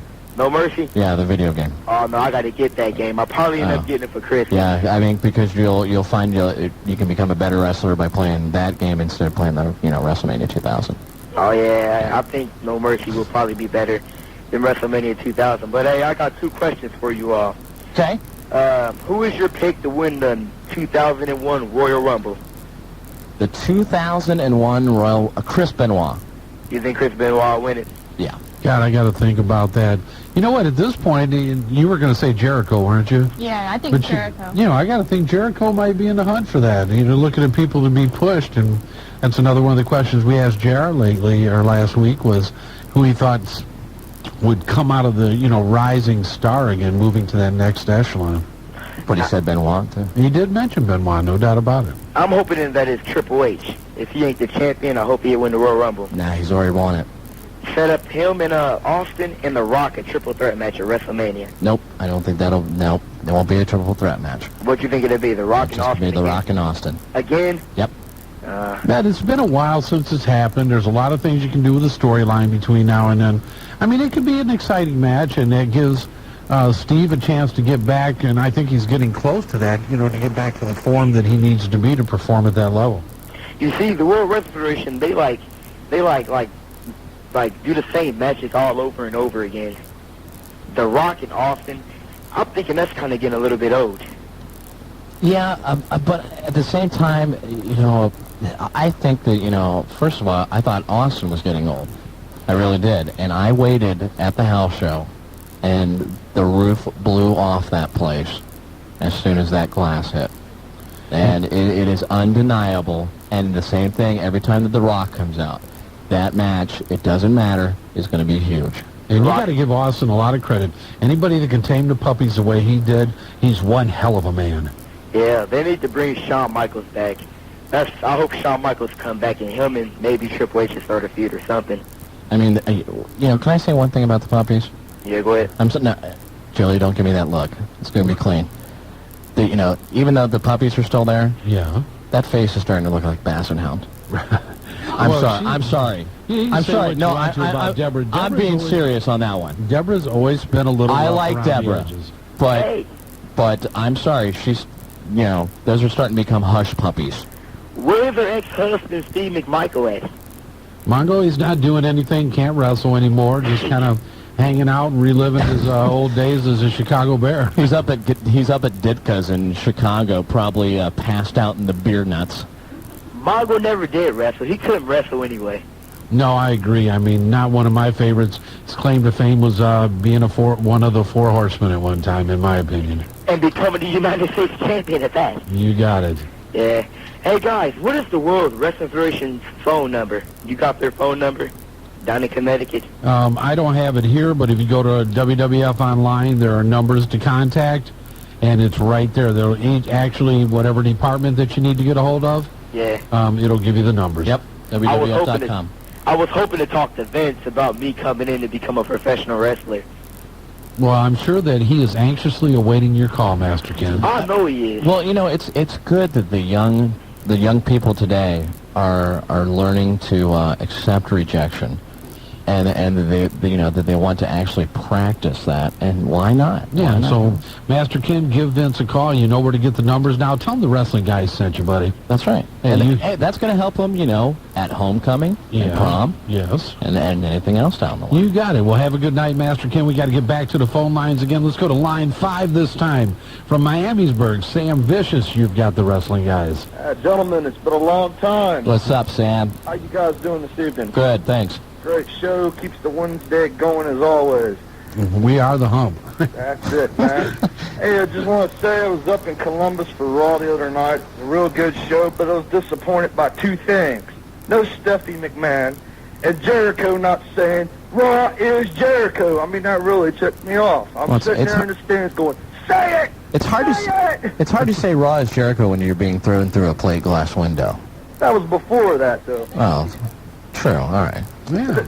That was bump of the week. I agree. I mean, I kind of like seeing Stephanie on television every single week. Yeah, I like her. She has changed. A lot of people don't think she's that attractive. You know what? I think she's really attractive. I don't think she's that attractive. But when she was the bad girl, Yes. Stephanie. She had a little hotsy to her. She was. Yeah, she was walking a little sauce. Next door, she is fine, fellas. I agree. I agree. Aaron Boone likes her. There's got to be something there. I like that. The plain looking, Stephanie. Yeah. I like that. Hey, I don't mean to parrot you guys either, but Benoit is doing a great job with the stick. He carried the crowd through the commercial breaks and everything. That's what I heard. I heard that he actually did cut another promo during the commercial breaks and kept the crowd entertained. You got to love that, too, at the Raws and the live events like that, where they come out and they'll do different vignettes and do a lot of different things while commercials will go on to keep the crowd activity and the crowd hyped. It really adds a little different flavor to the show. Though speaking one thing about Raw, and I read this, and I want to ask both, Julia, and I can ask you now too, Sam. Is it true that the Rock, the footage of the Rock getting hit at the very end with a sledgehammer was not shown? It wasn't shown at all. We didn't know about it. Really? We didn't know that. We knew Triple H was there. Right. My boyfriend and I knew Triple H was there, and we knew Rikishi was there, but they never came out. Right. And so at the end, we're like, okay, something's going to happen. Stone Cold's still out here. Something's going to happen. Then nothing did. And then we went home and we watched it and saw the ending. We're like, they never showed us that. Amazing. You know what it was? You know what it was? Satellite problems. I'm disappointed I didn't see the game. Glad you knew about it there, Julie, but hey, all I seen, even when the cameras cut off, Austin celebrating, drinking some beer, but it was all in all, it was great. Looking forward to Survivor Series. The game being the man he is, I know he'll give out 100% of his effort, no matter what condition he's in. Hey, you're right about that. The guy is one of the noted leaders in the locker room, and he's not going to go out there and give half a show. Whatever it takes, he'll be there. He's number 1 on the 500, am I correct? That is correct. Absolutely correct. Okay, he didn't get there from just slouching around, You got it right, Sam. Hey, could I throw out a shout-out? Go for it. I'd like to shout out to my buddy Pig and the Icon and the Big G. All right, all my man. buddies at work. I happened to got off early, and whoever's left there remaining, hey, here's to you. Hey, Pig, Icon, G, thanks for listening in. You thanks for calling in, Sam. Thanks, Marty. Hey, All right, brother. I'd like to throw out a shout-out, too. Go ahead. I'd like to throw out a shout-out to everyone who's thrown out a shout-out and killed some time. Hey, you did it. For us. Thanks for all the shout-outs to the shout-out people. You like that? That's right. I mean, because they never get shout-outs. That's right. Because nobody shouts out for them. Because No one shouts out for the people that actually give shout-outs. Yeah. Hey, let's get to line 6. It's getting late here. Andy from Kettering, you've got the wrestling guys. Hey, how you guys doing? Good, Andy. I just want to give my comments about the shows this weekend. Yes, please do. Oh, I thought that Hell's was a lot better in Cincinnati. Yes. And I think that showed him how the show went off, you know. Oh, exactly. Well, for those that didn't go to Dayton, it was about 2/3 full. Yeah. That whole section at the very end of the arena was completely and utterly empty. But I don't know. There could have been a lot of, you know, Julia's boyfriend and his friends sitting there, for all I know. It may have just looked empty. Well, you said it right from the start. You got a show literally 45 minutes away the night before. Right. You've got a Raw another hour and 20 minutes away, not even that far from there, probably a little bit over an hour the night after it. It has to have an impact on one of the shows. The weakest show by far, because of the split grouping in the West Virginia show, was a Dayton show. I think it was just another day off for them. That's what I got out of it. I thought it was another day off for the boys. Yeah, I agree with that. And I want to give a couple shout-outs. Hey, go for it. To Courtney and the Woodchuck. And if the Woodchuck wants to leave his number on the hotline, I'll get with him. All right. Hey, well, thanks for calling in, and I know Woodchuck and Courtney appreciate it, even though we didn't hear from Courtney tonight. We didn't, Thanks for calling, and it's time to wrap this one up, Willie. We heard from Courtney in spirit. Yes, we did. So I tell you what, another 2 hours gone by. We had a great time tonight. Shawn Stedham, wherever you're at, we miss you, even though not many other people did. And you've been listening to the Tag Team Champions of Talk Radio with a new half of the tag teams, Willie F., the 69th wonder of the world, Julia in the house tonight, myself, Marty Adams. Thank you, Dayton, Buckeye Country 106.5, and we're out of here. Welcome back to the Wrestling Guys. I am Shawn Stidham. Marty Adams out tonight. I guess you got to get ready to carve that turkey just a little. Marty, he's busy stuffing something.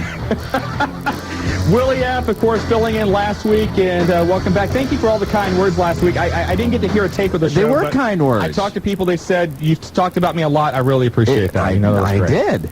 You know what? I'm starting to think that this is actually that you guys are the guest hosts, and like I'm actually the host. Like, I think it's Julia's show, actually. She's here more than anybody else. Julia tells people that, so... Okay. You know what's funny? Do you ever notice, like, if I'm gone, Marty's gone the next week? It's never... That's true. It's a little bizarre that way. I don't know what that's all about. It's that fog thing. Never mind. I don't even want to go into that bit. No, I don't... I'm sorry, Julia. Don't even cue up the music for that. You, like, destroyed that music from last week, right? I hope so. All right. Tonight, before we get into news, what we're going to do is we are going to ask for your nominations for the Turkey of the Year. Is it cliche? Yes. Is it an easy idea? Yes. That's why we're doing it. It's a network time killer. So think about who you think in the world of wrestling, be it national, be it local, whatever, deserves to be named the Turkey of the Year. Last year we did this. Cam Collins was the winner, if I remember correctly. Yeah, I think so. I think you're right. So, you know, you can call in tonight, 457-1065. We've got some prizes we'll give away at random. We're going to get your information. Then at the end of the night, we've got the book you can't buy at Walmart. It's Mick Foley's Christmas Chaos, and you can't buy it there. Because it's got a naked elf on it, so you can't buy it, but we've got some copies of that. Also, No Mercy from THQ. Yes. Of course, that is out now, as well as SmackDown 2 for the PlayStation, and we'll give that away.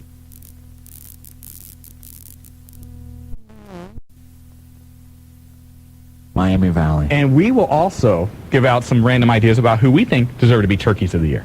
That's right. Absolutely. I've got a plethora of them. I'm sure you do. Julie, I have a couple. You have a couple? Yeah, okay. Julie's staring at me when she said that, too. Is Willie a Turkey of the Year, Julia? Oh, yeah. Oh, yeah. Oh, yeah. So what we'll do is we'll tabulate the votes. Your votes don't count, Julia. You know, you can't win, so that's fine. That's true. Nothing personal. You okay? I think I can probably get over it. All right, maybe. Good. Let's go ahead and get right into news. A lot of injuries being suffered in WCW right now. Word is that Sting is going to need elbow surgery. If he goes under the knife, look for him to be out 3 to 6 months. That is why you see the current angles they're doing right now as far as him being attacked, et cetera, et cetera. They're doing angles over at WCW? That's what they call them, yeah. Oh, okay. Also, Disco Inferno has a back injury. Not sure if it's a bulging disc or a bad muscle spasm, but DI is going to go to the doctor to find out exactly what's wrong with his back. A lot of injuries suffered during a tag team match you'll see tonight on Thunder. Mike Awesome teaming up with Crowbar against Reno and Bam Bam Bigelow. During the match, Crowbar attempts a moonsault to the outside of the ring, except nobody was there. Oops! Nobody caught him. Torn abdominal muscle, but he is still going to wrestle this Sunday. That is dedication. That is. That's the old school as far as rubbing some dirt on it and getting back to work. Bam Bam Bigelow suffered a injury to his elbow. Mike Awesome suffering a shoulder injury.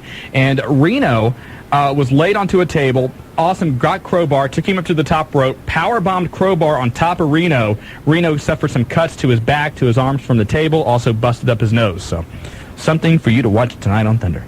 That's good. I'm glad. Go watch the train wreck. Absolutely. Again, we don't know if this means anything or not, but the posters down in New Orleans advertising the Royal Rumble have the tagline, 30 men, one will become champion. Does this mean the WWF title will be vacant after the Royal Rumble, or is this just something, a quick swerve? Well, they've done that before, though, haven't they? Yes, they have. Yes, they have. But I mean, not vacated it, but still said, hey, the title's still up for grabs. Haven't they done that? Ric Flair won in like 93 or so. He won the title in the Royal Rumble. So it's possible that, the champion is just still going to be involved in the Royal Rumble. Right. And can still come out, can still be a new champion. Anything can happen in the World Wrestling Federation. That's right. There you go. Was that good 1989 Vince? Kind of? Yeah, not really. Yeah. Anyway. When he was sick or something, though. What are you laughing at? Anyway, World Wrestling Federation announced they've made more money. That's good. 38% jump in profits in the second quarter. Vince needed more money. Vince needed more money. I actually bought stock. I sold some stock that I had and actually bought WWF stock. You're the only one buying WWF stock right now. That's fine. When the XFL kicks off, I think that I'm going to make a killing. Ratings are in. Raw did a 5.0. That's what they've done for the last couple weeks at least. Nitro did a 2.3. That is down from last week's 2.6. Congratulations going out to local guy Chris Hero. He has become the Alternative Championship Wrestling Champion. What does that mean exactly? Well, what does alternative mean? Basically, it's the promoter, Brian Gorey, is the guy that used to run Juggalo Championship Wrestling. Okay, so it's an alternative to that? Absolutely. They ran a show on the 17th in Inkster, Michigan, the mecca of wrestling. And I don't mean that down, but, I've never heard of Inkster, Michigan. They got more armories in Inkston than any other place. Well, anyway, so Chris Hero won a three-way over the Suicide Kid and Adam Pearce to become the ACW champion. I guess that's probably the first ACW champion, so that's pretty cool. That is pretty cool, actually. And they're going to have But it's hard to say three-way and alternative in the same sentence. Okay, next show scheduled for ACW January the 5th. Good luck to Chris Hero there. We talked about this before. Page 4. Page Sorry. 4. Good day. We've talked about the possibility of different participants of Survivor getting involved in wrestling. We heard about Susan yeah, we talked about Kelly, or getting involved in a match and whatnot. Well, earlier today on the Mancow radio show out of Chicago, which of course Mancow has been involved with WCW before. Right. Even though no one knows who Mancow is. Absolutely. Now I know who Mancow. I don't. You don't? You don't? Well, I mean, I've seen him on WCW. Now, you can actually listen to his show on the internet, and it's actually, for those of you, and if there's any, like, Howard Stern fans out there, because, of course, you can watch him on TV, but Mancow is probably one level up as far as being vulgar and everything else than Howard Stern, and actually has a huge following. Now, I know he's broadcast a lot of different places, but you can't listen to him on the internet. And he's very good friends with Jimmy Hart, and that's how he got involved in wrestling at that pay-per-view, 6 months ago? And he has wrestlers on the show all the time. All the time. Well, today he had Jimmy Hart on there, and Susan Hawk, of course, was on there as well. She's the truck driver from Survivor. And Mancow and Hart started going at each other, and Susan Hawk said she would be at the pay-per-view this weekend backing up Mancow in his match against Jimmy Hart. Is that going to be is that a televised match? That is going to be a televised match at the pay-per-view, apparently. Oh, my God. So this Sunday, place your order now. Did they Mancow versus Jimmy Hart. Is it because that the popular response was to have another Mancow Jimmy Hart match? I mean, were the storylines not sealed the last couple matches that we had? Storylines. Oh, I'm sorry. Storylines, yes. So anyway, now the ironic thing about this is, number one, Viacom, which of course is CBS and all that, and where Survivor was on, you would think that they would want Susan to be a part of the World Wrestling Federation, not a competitor. Well, yeah. They had originally said that the Survivor participants could not get involved in wrestling. They didn't want them in the WWF, ECW, nothing. Because when they signed up to be part of that show, they agreed that anything they would do that would promote themselves because of their appearances on the show, CBS had to okay. And they would not put their stamp on a Susan Kelly pay-per-view match. Now, wait. Now, so far, there's been no confirmation of this from WCW, though. Okay. No confirmation, but Susan says she'll be there. So Well, Susan said a lot of things. Yes, she did. The snake. I can't remember. You watched the show. I don't even remember. Anyway, and mentioned this earlier today on the hotline. This gets filed in the Too Much Information Department. Oh, yeah, I know. The website, GIST.com, had an interview with Jerry the King Lawler and the cat. Now, as we all know, they are a real-life couple. So they decided to ask them what goes on in the bedroom.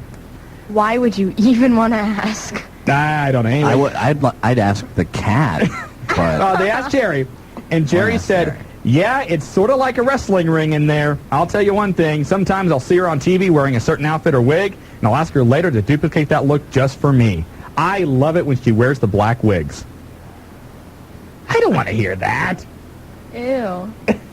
You know what? There's a lot of jokes that you could be saying about, like who goes over and like does anyone juice during that match. But what? I'm not gonna say juice. You know when they cut themselves and they bleed, it's called juicing. I call it. It's wrestling jargon. Julie doesn't know. Anyway, sorry. SmackDown tomorrow night. A preview of some of the matches you will see includes Intercontinental title match between the one Billy Gunn, and Eddie Guerrero, the one formerly known as Mr. Ass Billy Gunn, Diet Coke Billy Gunn, Diet Coke Billy Gunn. Also, you've got a match between Test and Albert against Hardcore Holly and Crash Holly. Val Venus takes on Kay Quick. You've also got The Rock against William Regal, and Stone Cold teaming up with Chris Jericho to take on Chris Benoit and Kane. And also, apparently, according to the reports, a lot of I was hoping you were going to say this. Main event type segments that are done really badly. Thanksgiving dinner with the World Wrestling Federation superstars. That are supposedly done really badly. You get the feeling they're sliding back into the way they were in the late 80s, early 90s. Please don't. Dave Scheer had a comment about Road Dogg's new, apparel, how he's one step away from being Hillbilly Jim. I don't. We'll talk about the World Wrestling Federation, your thoughts on that. Also, Roddy Piper conducting a very controversial, in some I would say controversial, but I would think he was just being very honest. It's a very honest interview. With Slam Wrestling, we're going to have some excerpts from that. Again, we are going to take your nominees for Turkey of the Year. You can give us a call at 457-1065, and I think we have to go to a break. All right, well, let's go then. Let's go. You're the guest. You can outro us out. Oh, great. Yes. Because you're listening to The Wrestling Guys on Buckeye Country 106.5. Very good. We might keep you around. All right, thanks. Back here on The Wrestling Guys, Buckeye Country 106.5 FM, brought to you by Dyer, Garofalo, Mann, and Schultz. Put a tiger on your side. Locations all over the Miami Valley. Lima, Piqua, Middletown, Springfield, downtown Dayton. Dyer, Garofalo, Mann, and Schultz. Willie, put a tiger on your side. I'll try to do that. You do that. At some point. And again, we're taking your phone calls tonight, 457-1065. Who is the biggest wrestling turkey of the year? Of course, with the Thanksgiving holiday, we feel like that is a very apropos time. Should we do something positive, too? Can, they say what they're thankful for? Absolutely. What they're thankful for. You can say what you're thankful for. You can tell us, what your who your turkey is.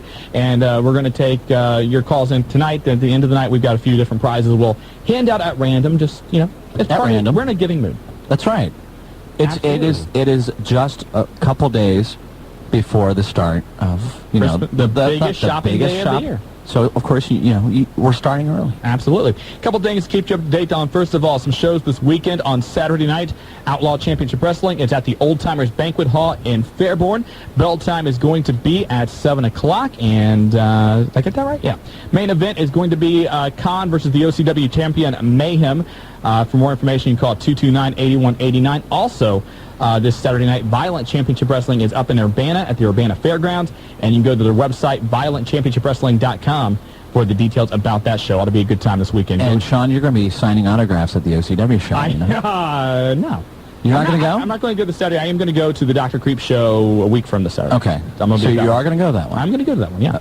I'm sorry, I'm just filling in for Marty, so I figured I had to do that. That was good, yeah. Thank you. Anyway, speaking of that show, December the 2nd, Dr. Creep Benefit Show with OCW at the John Bryan Community Center. Again, for details, 229-8189. Let's go ahead and go to the phones. First of all, we go to line 1. It's John. Welcome to the Wrestling Guys. How you doing? Doing well. Yourself? Doing pretty good. Good. I have a question. Okay. Do you know, by chance, when the WWF will be back into the Dayton area? Would it probably be next year sometime? The next possible chance would be in January because they have a SmackDown taping in Columbus. Julie, what's that date? January 30th? Yep. See, Julia Julia's on the ball. is the calendar person. That we have to go to. Absolutely. So, yeah, normally when they're in Columbus, they'll do a swing through. They'll hit Cincinnati or Dayton. So even if they don't come here, it's quite possible that they will hit Cincinnati. So they'll be close. Okay. All right? Thank you. All right, take care. Bye-bye. You know, a lot of people, maybe you told me this, I'm not sure, but somebody told me that the reason we do not have a SmackDown or a Raw or a pay-per-view in Dayton is because, was it Julia that said that? It was Julia. Julia, I'll let you go ahead and tell that. Go She ahead. is the calendar girl and also the technical wizard. You know, before a little secret, before Willie and I update the hotline, we always call Julia to get the details. That's we right. just don't know anything. That's right. Julia is everything. Yes, go ahead. What it was, I guess, an interview or a paper Kevin Kelly did, actually, was about they had a problem on Sunday Night Heat with the satellites. Right. And it had malfunctioned or something, and they couldn't find, Dayton's kind of in a hole. But I don't mean that in a bad way. Let's say a valley. Wait, let's say. Okay. Dayton is kind of in a hole. I say a don't valley. mean that in a bad way. Okay. See, and I got criticized last week for making those kind of comments. Yeah, whatever. And so it's in the valley, and there's no major satellite, so that if one does malfunction and there's a breakdown, there isn't something else they can broadcast from, like in Columbus, like in Cincinnati, like in Cleveland. And so because they have the technical problems, they're wary about coming back in case something does happen. They don't have that backup there. Gotcha. So house shows are fine, but anything they would have to broadcast. Right. There's no backup, and so until there is a backup. And what I said last week is, well, what about a SmackDown where you're actually taping it? See, that's a good idea. But again, they actually do I know they broadcast that though, by right. satellite, so you have the same kind of problems, I guess. Let's go to line 2, Justin in Tip City. Welcome to the Wrestling Guys. How you guys doing? Doing well, Justin. Yourself? I'm doing all right, I guess. Good. You have a nomination for Turkey of the Year. I sure do. First of all, I have a runner-up. For those with the big families that like a big turkey, Big Show. Obviously. Okay. You know, can you imagine the size of Big Show's turkey? That would have to be one huge bird. Big family. Big, absolutely. And your Turkey of the Year? It's got to be Vince Russo. Vince Russo. Now, why Vince Russo? Well, Mr. Man thought he was big shot leaving WWF and thought he was going to go and save the WCW. And in my opinion, things just took a downward spiral when he got there. So with a full year of running things over there in WCW, and I think his time is limited, things just aren't working out for him. All right, we've got your nomination. Thanks a lot. Thanks, guys. All right, take care. That was actually my nomination, too. You know, that's who I was going to nominate. The one thing I will say about Vince Russo, and certainly I have been as critical of him as anybody else, but you got to wonder how bad it hurt the kind of flow and the I don't know what the word is I'm looking for, but back in January when he was bumped out for Kevin Sullivan for those 2 or 3 months, and they lost the Radicals and all that turmoil that happened, you got to wonder how that hurt what he was trying to accomplish there. Well, but then again, what was he trying to accomplish? He's putting himself in the main title picture. What was he trying to accomplish? I think it was more a thing, hey, let me get my face out there and let everyone know who I am. I agree. The one thing is, though, you know, the last few months, the World Wrestling Federation certainly has seemed to be a little bit lackluster in their storylines, and a perfect example is K-Quick and the Road Dogg. When I think I called you when that happened, last week, before the show I missed, and K-Quick came out, and what the hell? There's very few times I've actually stood up in my living room and said, what the hell is this, because of something I've seen on wrestling. Right. That was one of them. I agree. It was and what I've heard is that Stephanie McMahon is now on the writing team of the World Wrestling Federation for the bookers. I wish she would have written herself a better little opening monologue. Well, the monologue I don't think was a problem. The execution of the monologue was a little bit weak.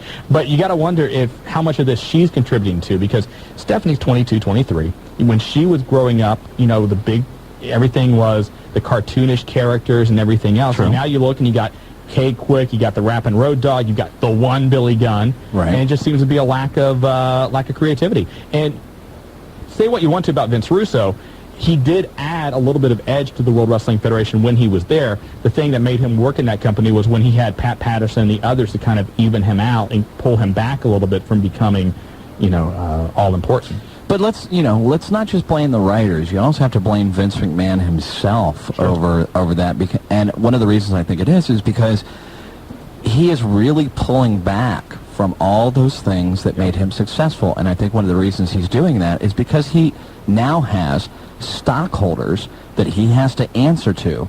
And once you throw that stock issue in there and you watch your stock drop, and then you start hearing reasons why you're hearing your stock drop, because of things of the the PTC going after him and things of that nature, he's listening, and what he's doing is he's trying to modify his product, and instead of keep going with what the popular opinion is of the product, he's actually looking at, I'm going to do what's the best for my stockholders because they're the ones that are giving me money. And part of the problem, too, also is Vince McMahon is pulling himself out of being involved in the day-to-day operations of the WWF and concentrating on the XFL and other activities, and that, too, is hurting because Vince McMahon is very good at what he does, but when he's not there on a day-to-day basis, we've seen it in the past, the company has suffered. You're absolutely right. Let's go back to the calls, and line 3, another Justin, this time in Miamisburg. Welcome to the Wrestling Guys. Hey guys, Justin the Bulldog here. How you guys doing? Good. How are you? Pretty good. I want to know, speaking of the Bulldog, where is the British Bulldog right now? I know he's still under contract with WWF, but I don't know, I haven't seen him in a while. Actually, no, he is still under contract, but he's been suspended without pay, right? Yeah, the latest on the Bulldog, we talked about this a couple weeks ago. Right now, he has a ton of family problems because his estranged wife, Diana, is accusing him of threatening to murder her. Oh, yeah. That's not a good thing. But I was scared WWF was going to release him, but do you think he'll return to wrestling anytime here soon? No. He's got a lot of physical problems. He's had some drug dependency issues as well. And with this whole thing going on with his wife, I don't think you're going to see him anytime soon. I think the entire Hart family is going to have takeout this Thanksgiving. That's right. I got another question. I bought the game WWF No Mercy for 64. Yeah. And I was looking through a lot of the characters. They had like Ken Shamrock and Taka Michinoku and all of them who haven't really wrestled, like especially Ken Shamrock, who hasn't wrestled in a while for WWF. I noticed the Big Show isn't in WWF No Mercy, and I've talked to a lot of people about this. This one guy, he tried to tell me he was fired. I know he's not fired. He didn't know wrestling, but I knew he wasn't fired. I was just wanting to know, is there any reason? I don't know if you know a lot about the game, but is there any reason that he's not in that game?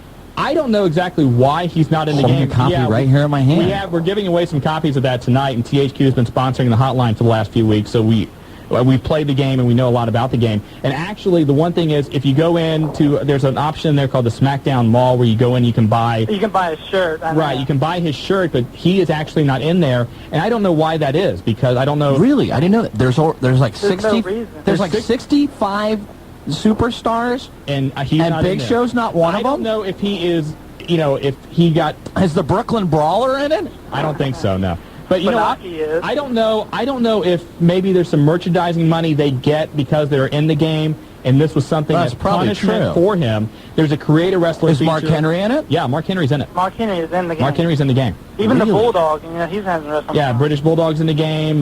So I don't know why they left Big Show out, if it was some punishment or whatnot. But with the creator wrestler feature, I'm sure you can make him. But you can take solace in this. Andre the Giant's in the game, so at least his dad's there. Yeah. Anyway, is that all you got? I got one more question. Yes, sir. I also want to know, I kind of browse every now and then between commercials on WCW. When I watch Raw, I kind of switch to WCW. And I also want to know, where's Sid at? I know, they still televise him, in the newest WCW game that came out, he's in it. They still have him and stuff, but, he hasn't I haven't seen him wrestle or anything like that in WCW for, a good 5 months, it seems like. Sid likes to come and go from whatever promotion that he's with. I mean... But are they still paying him? He's probably getting some merchandising money because of the video games and the action figures and things like that, but I don't know if I never heard of an official release from him, though. No, but I don't know. That's a good question. I'll have to look All I can say is he was really good and Ready to Rumble. He's going to get an Oscar for that. No, but you know what? I just watched that film finally. I think it's a good movie. It wasn't that bad. It's not funny as heck. It's got some actual insight in that made me. And actually, it wasn't the big broad jokes that made me laugh. Right. It was the little stuff that made me laugh. Do you think if that movie was how Ready to Rumble has, it's WCW kind of, it's kind of like their movie. Right. If you think it was WWF, you think that movie did better in the box office? Yes. I think if it had somebody other than David Arquette, it probably would have done a little better in the box office. That too. Hey, we got to get to a break. Thanks a lot for the call. Thanks a lot. All right, appreciate it. Thanks a lot, Julia. I think we're going to say have a good Thanksgiving. Noun and verb, Shawn. Noun, verb. Oh, jeez. Anyway, speaking of Ready to Rumble... Can you turn off your own mic? I'm just curious. Okay. Speaking of Ready to Rumble, though, you know, the one thing about that, and you and I maybe are a little more privy to this because we've been in locker rooms and things like that, a lot of the jokes, I don't know if the normal wrestling fan or the normal moviegoer would get. It was stuff that, you know, we would see backstage and that they parodied. And some of the characters that they had in that movie, we know people like that. Yeah, we know people really like that.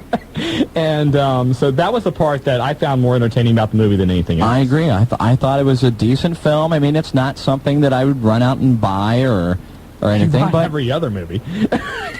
Well, a lot of movies are good, though. Yes, 400 movies are good. They're not all movies. We got to get to a break. 457-1065. When we come back, we'll talk to Kid Chuck, and if you call, you get through, we'll talk to you. That's right, 457-1065. That's right. You listen to the Wrestling Guys on Buckeye Country 1065. You're catching on. You're good. Thank you. Back here on the Wrestling Guys, Buckeye Country 106.5. I'm Shawn Stidham. Willie F. filling in for Marty Adams. Julie on the other side. Marty getting ready for Adams Family Turkey. There's a lot of jokes in that. I was hoping you would come up with one right there. No, I wasn't going to. I was going to get chastised for it. I get chastised when I do little jokes. Really? I do. Okay. Julia shoots me that look. You like that look, though. The look and the black fingernail polish. It works well. Do you have black fingernail polish under there? No, it's the maroon. Oh, yeah, it's kind of maroon, red, whatever. Yeah. And we are brought to you by Dyer, Garofalo, Mann, and Schultz. Free consultations. You can give them a call 24 hours a day, 7 days a week. Something happens during Thanksgiving, you're ticked off, give them a call. Offices all over the Miami Valley. Give them a call, 1-800-INJURED. You can put a tiger on your side. Put a tiger on your team. You like that line, I like don't you? that. Okay, one of my first nominees for Turkey of the Year has to go to Chris Adams. Now, you're thinking, why Chris Adams? Gentleman Chris Adams, what could he have done? What do you possibly have against Chris Adams, Shawn? I didn't have anything against Chris Adams until yesterday. I get a copy of WOW Magazine, and I'm looking through it, and there's an ad here from WrestlingRings.com, Chris Adams Promotions.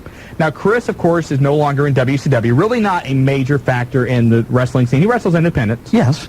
But he does very well. In this advertisement, he is now selling wrestling gear. He's also selling instructional video cassettes. Okay. He's also selling his own wrestling ring. Oh, well, wow. That's there great. You go. And the wrestling ring is perfect for use at home or arena, now available and affordable for everyone. Designed, used, and guaranteed by 20-year pro wrestling veteran gentleman Chris Adams. So why are you thinking he's a turkey? I mean, he's got this, that's a good deal. That's a great deal. The ring, $3,250. Okay. How much is it? $3,250. Well, actually, that's not bad. That's not bad. That's not bad for a wrestling ring. For a price for wrestling. Now, in the advertisements for the ring, here's what it says: no more trampolines. Okay, sure. Backyard wrestling. No more mattresses. Okay. No more concretes. Okay. Concretes. I'm new here. Forgive me. No more concrete. Not okay. Start your own federation. Start your own promotions. Sure. Sounds great. Until you get to this line. I like that. I like it so far. Here's the guarantee. Yes. No more injuries. It does not say that. It does say this right here. See? No more injuries. If you buy the Chris Adams ring, by God, it's no more injuries. It's not the moves that cause the injuries. No. It's the ring that causes the injuries. Man. You see? And everyone thought... Not to make light of the situation, but if Droz had been in this ring, apparently, he would have been okay. So, like, if you actually take the picnic table and you put it in the wrestling ring, you're going to be fine? Whatever you do, as long as it's in this ring, they guarantee no more injuries. No more injuries. That's right. You can do a 450 splash off the top rope. You'll be fine. That's you don't have to be trained in it. You will be okay because you have the Chris Adams no training? Ring. No. Well, they have a video cassette. Of course, that's great. You have a video cassette that goes with it. So. Yeah, there's a video. No. So you have technical support. No. If you want the video cassette, it's additional $30. So well, I mean, if over $3,000 if you already have $3,000 to spend on a wrestling ring, you probably have 30 extra bucks. But yeah, so get the Chris Adams ring. By God, no more injuries. That's amazing. That is an incredible breakthrough in wrestling science. So, I know at the top of the show you were talking about WCW injuries, and if they would have had this Chris Adams ring. Absolutely. Sting, he would be fine. The abdominal... well, that was the concrete, but, Oh. Well, no, but it says no more concrete. That's true. No more concrete. In the ring, you're fine. Absolutely. That's a good deal. Yeah. 457-1065. Let's go to line 4, Kid Chuck. Welcome back to the Wrestling Guys. Oh, what's up, guys? Not much. How are you? I noticed you mentioned I was on the line before you went to commercial. I really don't think that would encourage people to stay on and keep listening. Well, I'm not going to say it. Never mind. Anyway, go ahead. What's up? Okay, First of all, I want to say I know why Big Show's not in the 2 video games that are out now for THQ. Tell us. It is a punishment reason. They think that it's a privilege for the wrestlers to be featured in the games, and since they weren't happy with Big Show's performance, they didn't think that he should get that privilege this time around. But wait a minute, they weren't happy with Mark Henry's performance either. I guess it's the last person to screw up is the person that gets screwed up. Oh, okay. Well, and also, there can only be one. They're also paying Big Show much more money than they're paying Mark Henry, too. So that's and as long as we're talking about punishment, do you think that Mike Awesome's current gimmick, do you think that's God's way of punishing him for what he did to You know, if that's the case, there's a lot of people in WCW that have been very bad boys. Yes, that's They're going to need to invest in a Chris Adams ring. Yeah. You know, at WCW, they have this ring, by God, everything would have been just It doesn't fine. say no more gimmicks, though. No, it doesn't say anything about, you're going to get a good gimmick. By God, if it did, Chris Because Adams would this guy still at the be- bottom, I don't know if anyone has a copy of this. It's WoW Magazine, This guy by at the the way. bottom, this Ranger gear. Does this come with it, too? No, You can look see, like a what little you can Power do, if Ranger. You look, you can buy, they now also sell superhero gear. Yeah. So you can And buy one's the Chris Adams in ring, you can buy the Power Ranger the outfit. Power Ranger gear. Mm-hmm. That's awesome. Maybe Jerry Lawler and Kat could buy some of that. And it's actually the Chris Adam Productions. Yes, absolutely. Do you have a Turkey of the Year, Kid Chuck? Ranger. First of all, real quick, I wanted to make one point. If you could look past the fake mystical gimmick, K-Quick is actually a talented wrestler. I agree. K-Quick is a very good wrestler. I mentioned when Jim Ross was on our show that K-Quick was one of the up-and-comers who's been getting a lot of rave reviews, but they are sticking him with this horrible gimmick, and this could become as bad as Red Rooster was for Terry Taylor. Nothing can become as bad as Red Rooster for Terry Taylor. I mean, this could put a stigma on this guy because right now he is in an absolutely horrible spot. I mean, you're right, but here's the thing. If he can rise above it as far as talent goes and actually prove something in the ring, people have risen above bad gimmicks before. Yeah, but also a lot of times, well, the ringmaster. Granted, but there was also some history there before that.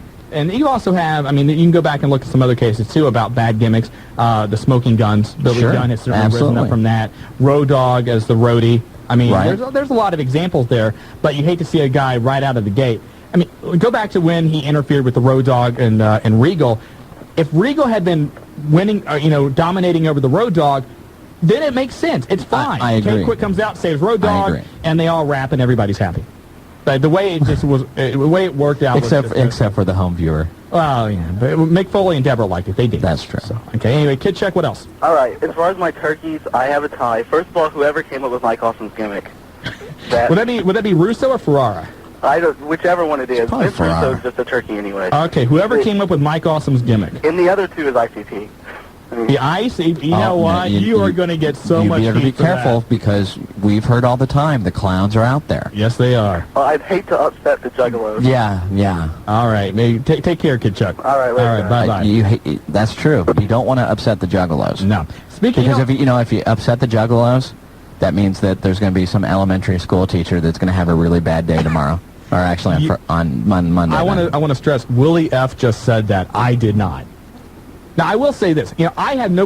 I'll tell you what I like about the Juggalos. They're very dedicated with their loyalty to ICP. My thing has always been that ICP has always kind of used wrestling for their own purposes, in my opinion. That's strictly my opinion. I like the Juggalos. There's a lot of them they call Beavis. Personally, and, I would like to others. but this is what I would like to do. I would like to take, like, Guar. Yeah. Take Guar and ICP and put them in the ring, and I bet you Guar survives. You're more of a Guar fan than I. I am more of a Guar fan. Speaking of ICP, of course, Vampiro announcing his retirement from professional wrestling. He wants to go on and pursue his musical career with the ICP. That's great. And he says that if he ever does come back to wrestling, it will only be for Juggalo Championship Wrestling. I'm not sure about his WCW contract. I'm sure he can leave it to go record, but I don't know about actually coming back to wrestling. To wrestle, right. Vampiro also made some statements that he's going to have permanent brain damage by the time he's 50 years old. He also said that the doctors are looking at him possibly having a broken... Is to give it some more notoriety. I mean, let's face it. One of the most easygoing, intelligent people I've ever spoken to as far as in the wrestling business. I wish him nothing but the best. I hope he does well with Tim and ICP, and whatever their dreams are, I hope they come true. There you go. There you go. That was like, that was such a Laverne and Shirley thank you out to them. Let's go I to hope your line... dreams come true. Oh, yes, we're going to do it. I'm getting a little misty-eyed. Let's go to line 5. Devlin, West Carrollton, welcome to the Wrestling Guys. going on, Shawn Willie? How you doing, man? Pretty good. Well, my question is, where's X-Pac been the last couple of weeks? X-Pac's injured. What exactly was it his back? Back or pinched nerve in his neck or something like that. Pinched nerve in his neck, I think, actually. So he's been injured, so he's just taking some time off.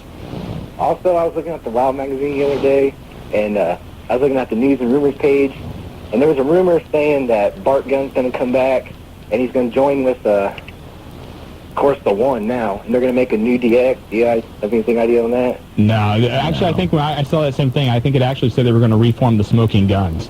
I don't see that one happening. Bart Gunn is done. Yeah. Bart Gunn got done in the U.S. after Butterbean knocked him out in 5 seconds. Yes. Anybody for Turkey of the Year? Of course. Who's that? Kurt Angle. Kurt Angle? Really? Now, why is that? I'm just sick of the guy. He's pain in the butt. All right, that's a vote for Kurt Angle. Devlin, thanks a lot for the call. All right. Kurt Angle retaining the WWF Championship this past Sunday at the pay-per-view. As I said that he would. What'd you think of the pay-per-view? I didn't like the pay-per-view overall. Really? I thought that there was a lot of blown spots in it. I thought there was a lot of blown opportunities. I think that the whole ending with Triple H being dumped in their car was not a finish that was satisfactory. A little over the top? Little over the top, and plus it just left me with a bad taste in my mouth. I think for a lot of people, Survivor Series is a special pay-per-view. It's up there with SummerSlam. I agree. Just under WrestleMania. It did not have that special pay-per-view quality. Not at all. Had it been renamed a No Mercy or a Backlash or something along those lines, people would probably go, yeah, it was okay. Not bad. But it was a little bit less than what you expect from Survivor Series. When you see the main guys from the Radicals blowing spots, you know that there's a big problem.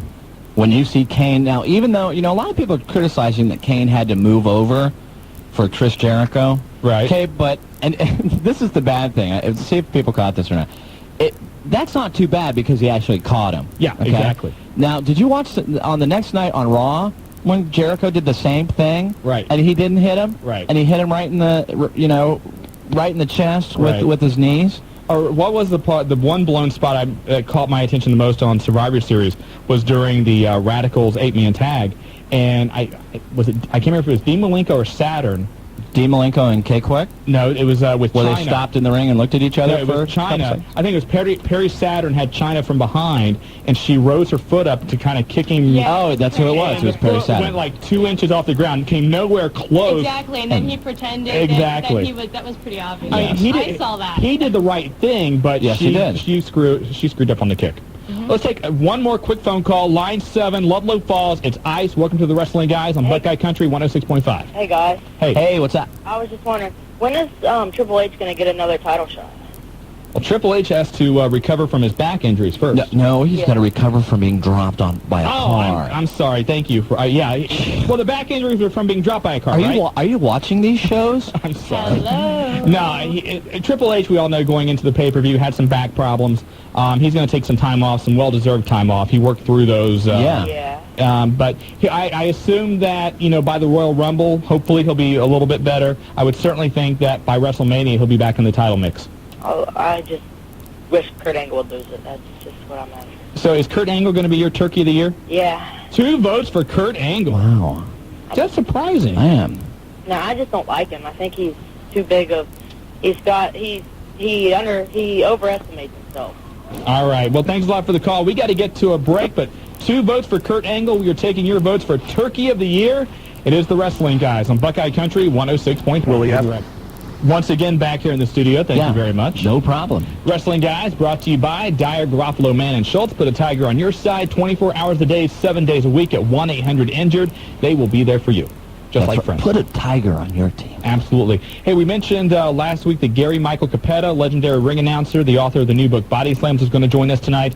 Gave me a call yesterday, said, hey, I totally forgot about Thanksgiving. Can I come on next week? So we said, absolutely. So next week, we're going to have him on. If you have not heard about the book, it is a very, very good read. Go to bodyslams.com. He talks about his life as a ring announcer and some of the stories he has seen being behind the scenes, being in the hotel rooms, the locker rooms, guys like Ric Flair, Sid Vicious, Hulk Hogan, the list goes on and on. So very, very good book. I highly recommend it, and we'll have him on next week. I'm going to have to read that. I haven't had a chance to read that yet. I'll get you a copy. Okay, thanks. Okay. All right. Hey, can I say one thing, though? Oh, absolutely. About this past Raw and, like, who I thought... Or actually, it's past Monday. But, of course, it happened on Raw because no one really shines on Nitro No, anymore. wait. Nitro wasn't horrible. You know It what? had its moments. It had... All right. It did have its moments, but still, there's no through line through WCW. Right. Steve Austin. Steve Austin actually wrestled a match. Steve had a very good match. Steve and Him Benoit had a great match. It did a clean finish. When's the last time you saw that? Exactly. Austin said, he did an interview earlier this week at the radio station in Boston. He said, look, I'm not scared of getting re-injured in the ring. I think right now I'm as good as I was before the injury. And he's just going out there and letting I thought he worked go. his butt off on Monday. It was nice to see a classic-style match again. And kudos out to Steve Austin. When's the last time you think he did an arm drag? Just out of curiosity. I'm not even going to guess. Or a spin it or takedown. Yeah. He did a good job. Steve, before he became Stone Cold, when he was the ringmaster, when he was slaying Steve Austin, showed a lot of technical ability. Yes, and he did. people forget about that. A lot of people forget it, and they just think he Stone Cold, the finger-flipping beer brawler. But no, the guy can wrestle. Yeah, and he showed that. And he was trained by gentleman Chris Adams. And I'm sure, if Steve had just taken that ring with him, none of the injuries would have happened. Well, he didn't get injured until he went, got away from that ring. He got away from the Chris Adams ring, then, he tears the bicep, the neck injury, it all happened there. It happens. 457-1065, we're taking your votes for Turkey of the Year, and we're going to give away some prizes from THQ, the No Mercy video game from Nintendo 64, some Mick Foley Christmas Chaos books. Let's go to line 6, and it's Suicide X. Welcome to the Wrestling Guys. Hey, guys, how you doing? Good. I was just wondering, what's that Turkey of the Year thing? Because I didn't really get to hear it all that good. Oh, you missed the beginning? Yeah. What we're doing is you give us your vote, who you think the biggest Turkey of the Year in wrestling has been, and at the end of the night, everybody that has a nomination, we're going to give out some prizes. Not everybody's not going to get. We're going to draw some names. Right. Oh, okay. I'd just like to know, when's Triple H going to come back into wrestling? Because I didn't see him Monday night. We just answered this. I was not listening. Not only did you... Wait a minute. You didn't... Not only did you hear the top part of the show, you mean you didn't hear the top 45 minutes of the show? Oh, wait. Julia's upset. She's going to take care of it right now. Wait. No, Julia's saying... wait. No. This is not fair. Oh, I'm sorry. There you go. Did that fuse get longer? I think so. It's because of the holidays. anticipation, It's the holiday fuse. So anyway, you have a holiday fuse over there, Julia. That's what it is. Is there a joke from last week I just missed? No, I don't know. I'm just curious. I have no idea. Let's go to line 1. It's Lord Greenbucks. Welcome to the Wrestling Guys. Good day, gentlemen. Good day. It's glad to be back on the radio. I've been traveling the world so much. And after watching Monday night, geez, the time difference. It's a jet lag, I understand. The Shawn, the Steve Austin match was superb. The best match of the night. I agree. See? And Lord Greenbucks is actually agreeing with me. That's scary. I know, Is it scary that he's agreeing with you or you're agreeing with him? We're both agreeing. Well, actually, I said it first, so he's agreeing with me. Okay, gotcha. We're agreeing. That's scary. Well, it's Thanksgiving, we're all thankful. Everybody's in a jolly mood. So. Of course. And then I have to go back to England to have turkey with the Queen. Now, do they celebrate Thanksgiving over there? I would think that would be a hard thing for them to celebrate. Well, they love me, so they'll celebrate with me. Okay. Yeah. And remember one thing that Steve Austin also took from Chris Adams was his wife. Yes, he did. Yes, he did, by God. But, Chris has no problems with that. He's pictured him and Stone Cold in the advertisement. I guess he's okay with that. That's right. Oh, yeah. So what's your point? Go on. This is number one. Just saying, I'm just back in the United States. Okay, you don't have a vote for Turkey of the Year? Turkey of the Year is OCW Dave Diamond. Diamond. Yes, when he lost his manager license to the Brawler. Come on, do well, Dave. That's a big turkey to me. All right, so your nominee for Turkey of the Year, Dave Diamond. Of course. All right. I'm surprised we haven't had more votes for him. Oh, don't worry. You will now after I... Once the name's out there, once Lord Greenbucks has spoken, yes, you can know, in fact, I hope BJ's writing it down that Lord Greenbucks is back, just so we can... Hey, Lord Greenbuck. Get that out there, Tim. Thanks a lot for the phone call. Good luck to you guys this Saturday. Thank you very much. All right, take care. West Carrollton, line 2. It is Pandora. Welcome to the Wrestling Guys. Hi, guys. Hey, Pandora. What you guys doing? Hosting a little radio show. I have a question. Yeah. What's with Stephanie saying her and Triple H are trying to have a baby? What's that storyline going to go to? She's becoming I think Triple H has become a genetic jackhammer. You think so? Yeah. I think, we kind of saw this coming a few weeks ago with Stephanie. When she got sick. When she got sick and, going to possibly having a baby. I don't know where it's going to go. I wouldn't be entirely surprised if, Stephanie becomes pregnant and it turns out to be Kurt Angle's baby. I think that would be an obvious one that we would all see coming. I don't know exactly where it's going to go. But can't they see that no one cares about these storylines? That means the baby storyline. How many times have they tried that and nobody cares? The one thing about it, too, is that it's coming right off the heels of WCW and Miss Hancock's baby. So the only thing that can happen is that they are being accused of ripping off WCW, which, a year ago we would never thought that could happen. But, again, it goes to what we talked about earlier, that lately the WWF seems to have lacked some imagination in their story writing. Okay. So I don't know. I don't know exactly where it's going to go. I wouldn't be surprised if once Triple H comes back, he is upset with Stephanie for apologizing to Austin. Yeah, I think that's one way we can see it going, and then possibly Kurt Angle being the father of Stephanie's baby if she becomes pregnant. There's a lot of different ways this could go. Okay. And I have a vote for the Turkey of the Year. Hit it. Kurt Angle. Wow. Kurt Angle's becoming a runaway winner for this thing. Well, he's a pansy. He's the WWF champion. He's a two-time, Olympic gold medalist. I don't like him. I'm sorry. All right. Well, you're in. Thank you. All right. Thanks a lot for the phone call. I think it's just because Joe likes Kurt Angle. Not to make fun of Joe, but earlier we had this commercial on for the weight. Are you okay over there, Julia? Yeah, bless you. You're welcome.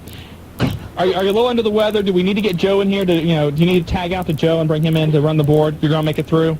Need some soup? Okay. Joe did the commercial earlier for the weight loss thing, and I thought, Joe? Oh, my God. Maybe he's on it. Maybe he just started the program. He's going to run in here right now and diamond cutter you. He's that and the fact that everybody's bashing Kurt Angle on him. Right, that's true. I'm sorry he has to run in here trying to defend Kurt Angle. He's going to feel depressed. He may. We may have to take all the sharp objects out of the building if this continues. Let's go to line 3, Richmond. It's Chris. Welcome to the Wrestling Guys. How are you? I'm fine, thanks. Good. I have a vote for Turkey of the Year. Okay. The Angle brothers. Both of them? Really? Yeah. So a vote for Kurt and a vote for Eric. Yep. All right. Any reason in particular? They just annoy you? Yeah, pretty much. All right. Thanks a lot, Chris. Appreciate the phone call. Sure. See, can I say something about this? Sure. I'm going to come to defense of Kurt Angle. Okay. Right here. All right. And the thing is, well, if he's annoying you, then guess what? Well, he's doing his job. Well, he is, but he's annoying to people. That's what he's supposed to do. This is good we're talking about this. So how can a guy be a turkey if he's doing what he's supposed to do? He's doing his job, but he's doing it so well. This is an award he would be proud to get. Yeah, You're probably right. If he got the PWI Most Hated Wrestler of the Year, he would be happy with that. Okay. That's good. Right. So this is good for Kurt Angle. Okay.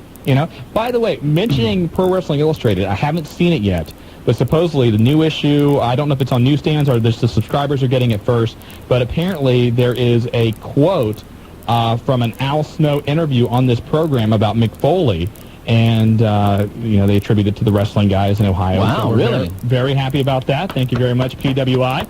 So that's great. And what's really cool is I know Marty and I didn't send it in, BJ didn't send it in, so it's just like they picked it up. So that's really cool. We appreciate awesome. that. Yeah. Line 4, Greenville. It's Airwolf. Welcome to the Wrestling Guys. Hi, guys. Is this Jan Michael Vincent? I was just going to say that. I'm sorry. Go ahead. It might be Ernest Borgnine. For the Turkey of the Year, I want to vote for Undertaker. The Undertaker. Now that's a little surprising. Why the Undertaker? Because I like how he's wrestling this year. You like how he's wrestling this year? Yeah. So he's a turkey? Yeah. Okay. All right, we got your vote. Thanks a lot for the call. Appreciate it. So the Undertaker, I'm surprised a lot of people didn't say the Undertaker because they don't like his biker gimmick. I just don't like the fact that the Undertaker is now, the American badass, and essentially, how can he just tear through like Edge and Christian? That makes absolutely no sense. Right. The guy is at his very, if The Undertaker could come off and wrestle a match like Austin did, and actually wrestle a match, I might think better of him.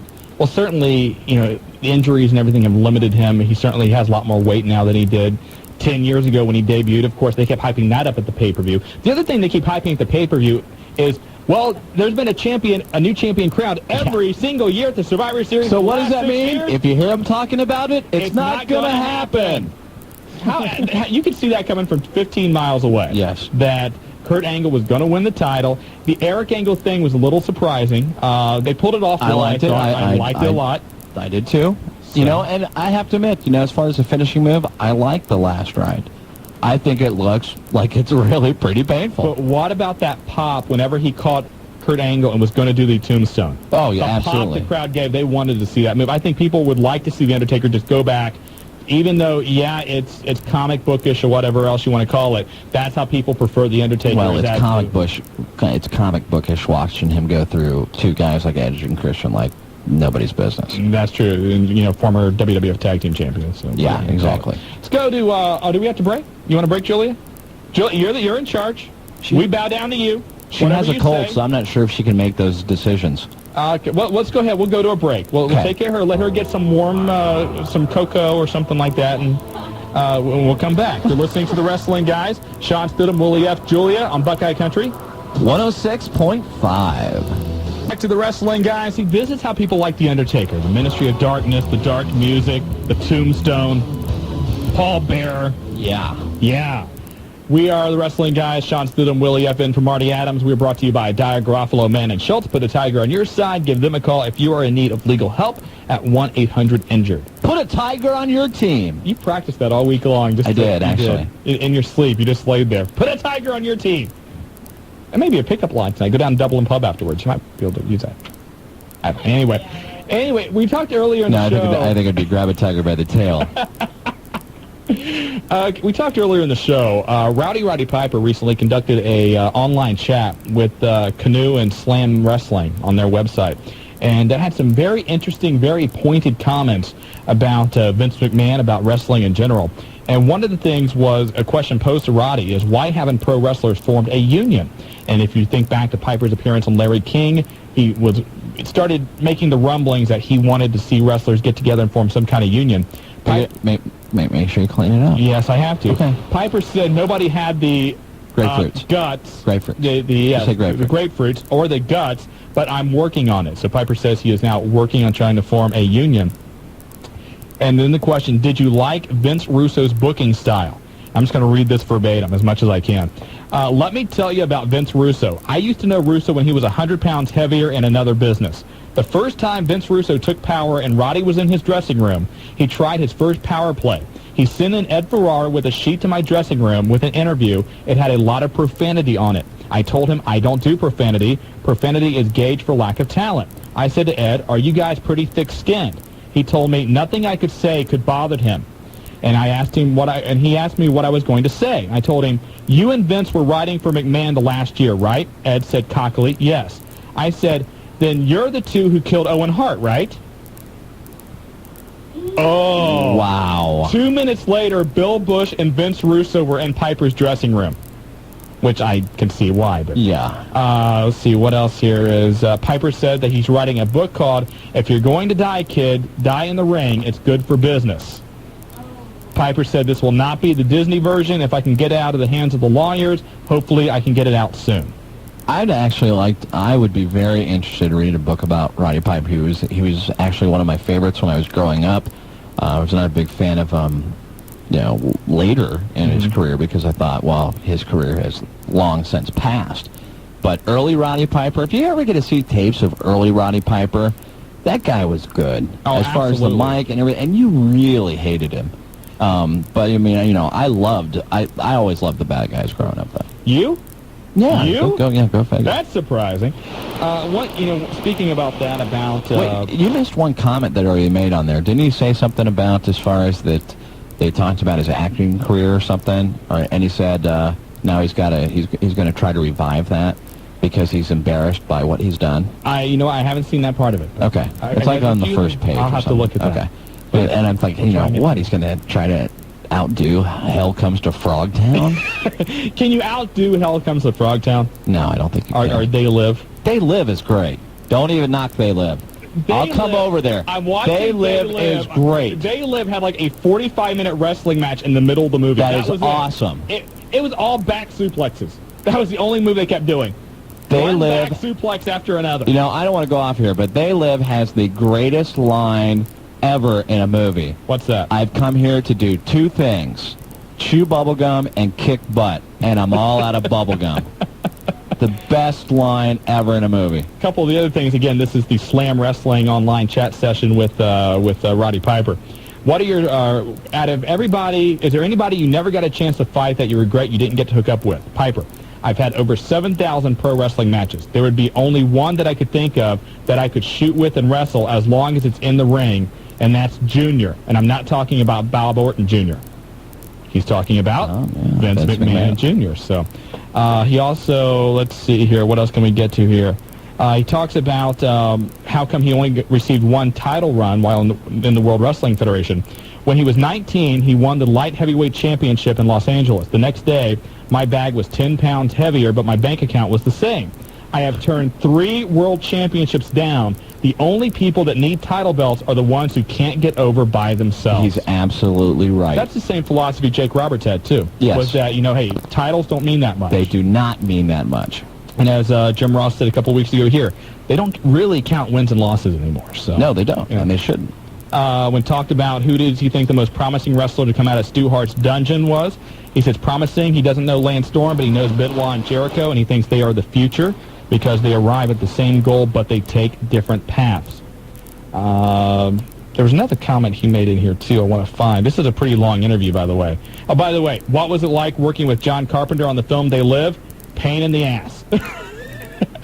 That film is awesome. He said at one point during the shoot, his wife, John Carpenter's wife, said, "You're coming between me and John." It was my first Hollywood fight. Hollywood fights very differently. When an actor is angry, they say, "I won't come out of my trailer." When I get angry on the set, you couldn't keep me in my trailer. I'd be in the bar down the road. I was wondering why his delivery was that way on that movie. But. A lot of very cool things. I'm trying to find the thing about WrestleMania. It was about his relationship with Hulk Hogan and how his relationship is. He said for the first 12 years, they kind of respected each other, but I mean that was about it. But then over time, Hulk Hogan came to realize that Piper was as much a reason for the success of the World Wrestling Federation back in the WrestleMania Rock and Wrestle. He was. Because as Piper said, did they come to see Hulk Hogan flex, or did they come to see him kick my ass? Exactly. And that's a great point. That's a great point. I agree. Like I said, Roddy Piper was, I still think, one of the best heels ever. I would say him and Ric Flair back in the day when those guys were heels, those two were the best heels ever, and I don't think you'll ever have anyone come close to being Roddy Piper. The moment that he smashed that coconut over Jimmy Snuka's head, which he says was improvised. I don't buy that. I don't buy that. I don't buy that at all. That was the best one of the best moments as far as wrestling goes. Period. Is Piper's Pit, which actually I heard it also talks in there that he may be redoing, but like in a written form, though, I think. A couple of other things, highlights from the interview. Piper said that he really doesn't know why WCW released him. But I do. Well, there's a whole thing in here about that he sent a tape to Brad Siegel about how they could fix WCW, or sent it to Vince Russo. June 21st, he sent a fax to WCW trying to find out what was going on. The same day, WCW asked him for 3 personal appearances, which he accepted in writing. A month later, they canceled the 3 appearances. Piper never heard anything about the tape or the appearances. Then Brad Siegel called to talk to Piper. Brad Siegel said he didn't know anything about the tape. Does not terminate Roddy. Concludes conversation with, "I'll look into it." 5 minutes later, Brad Siegel went on vacation. The next day, a Federal Express package came with a termination paper for Roddy Piper.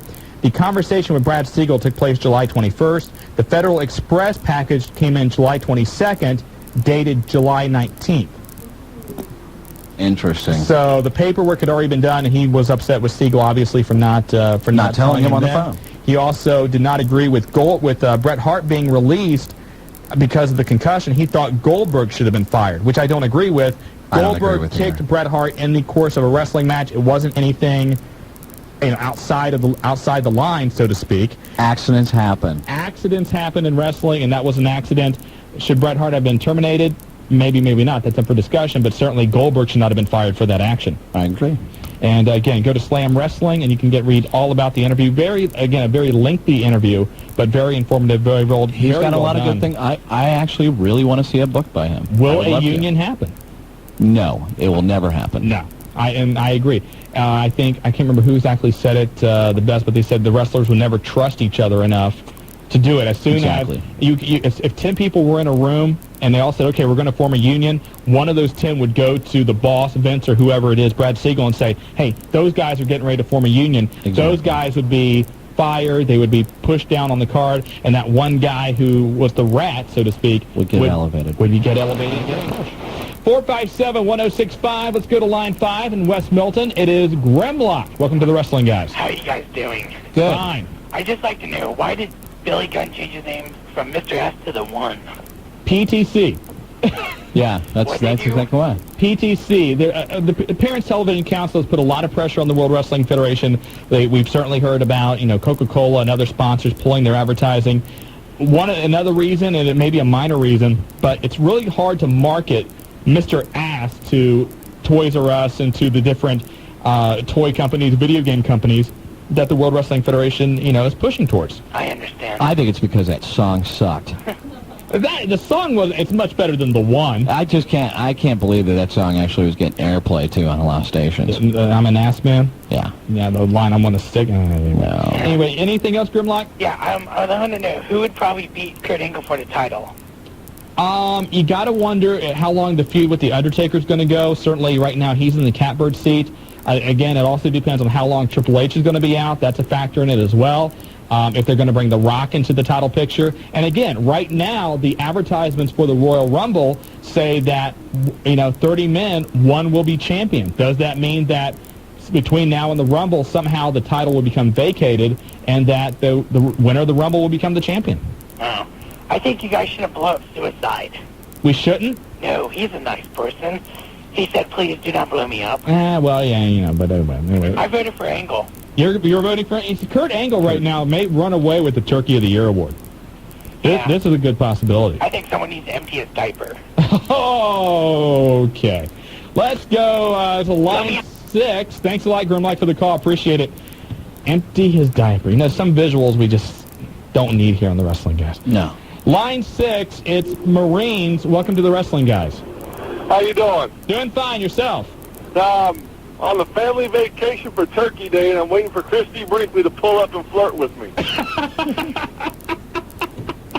I thought he was in like a helicopter. Yeah, best of luck to you on that dream. So what's going on? No, I'd like to know when Kane's going to get the belt. When Kane's going to get the belt? Yeah, I'm tired of seeing him always get beat up by these little smaller kids like X-Punk. When's Kane going to step up and whoop everybody's butt? I don't think you're ever going to see Kane get the belt. I don't think Kane, at least in his current... That's the wrong answer. At least in his current form, his current character, I agree with Willie. I don't think he's going to be a serious contender for the championship. I think that probably sometime in the next year or two, you're going to see Kane undergo a major change, possibly even becoming unmasked. And at that point, then that character could take a direction to becoming the world champion. When he becomes Isaac Yankem. Yeah, that'll be big. Isaac Yankem with the belt. Or Diesel. That'll be huge, too. Yeah, well, when's the Dudleys going to get the belt? They could get the belts any day. I mean, they're right in the tag team hunt. There was a lot of talk going into Survivor Series that they were going to break the Dudleys up or turn them heel, and that didn't happen. Now, of course, we saw that Bubba suffered some kind of shoulder injury, legitimate shoulder injury, Monday on Raw. We don't know exactly how serious it was, but I don't think he's going to be out that long. But, Dudleys, they're always in the tag team hunt. They could get the belts next week for all we know. All right. And my turkey is X-Punk. X-Punk is the turkey. Yeah, big turkey. Where are you on vacation at? Oh, we're getting ready to go down to Kentucky. All right. Well, take care and have a good turkey day. All right, thank you. All right, appreciate the phone call, 457-1065. That line is open. Let's quickly go to line 7 and talk to John. You're on the Wrestling Guys. How you doing tonight? Doing well. Good. How are you? I wanted to tell you who I think the Turkey of the Year is going to be going to. Okay. The Big Boss Man. Hey, that's a good one. Boss I like Man. that. Now, why is that?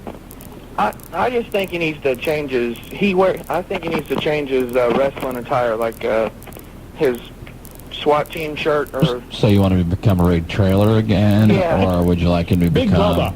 Big Bubba, or wait a minute, what was he with Hakeem? What was? Remember? It was briefly, yeah. Yeah, but it was when One Man Gang did. Then when they did that, what was he? I can't remember.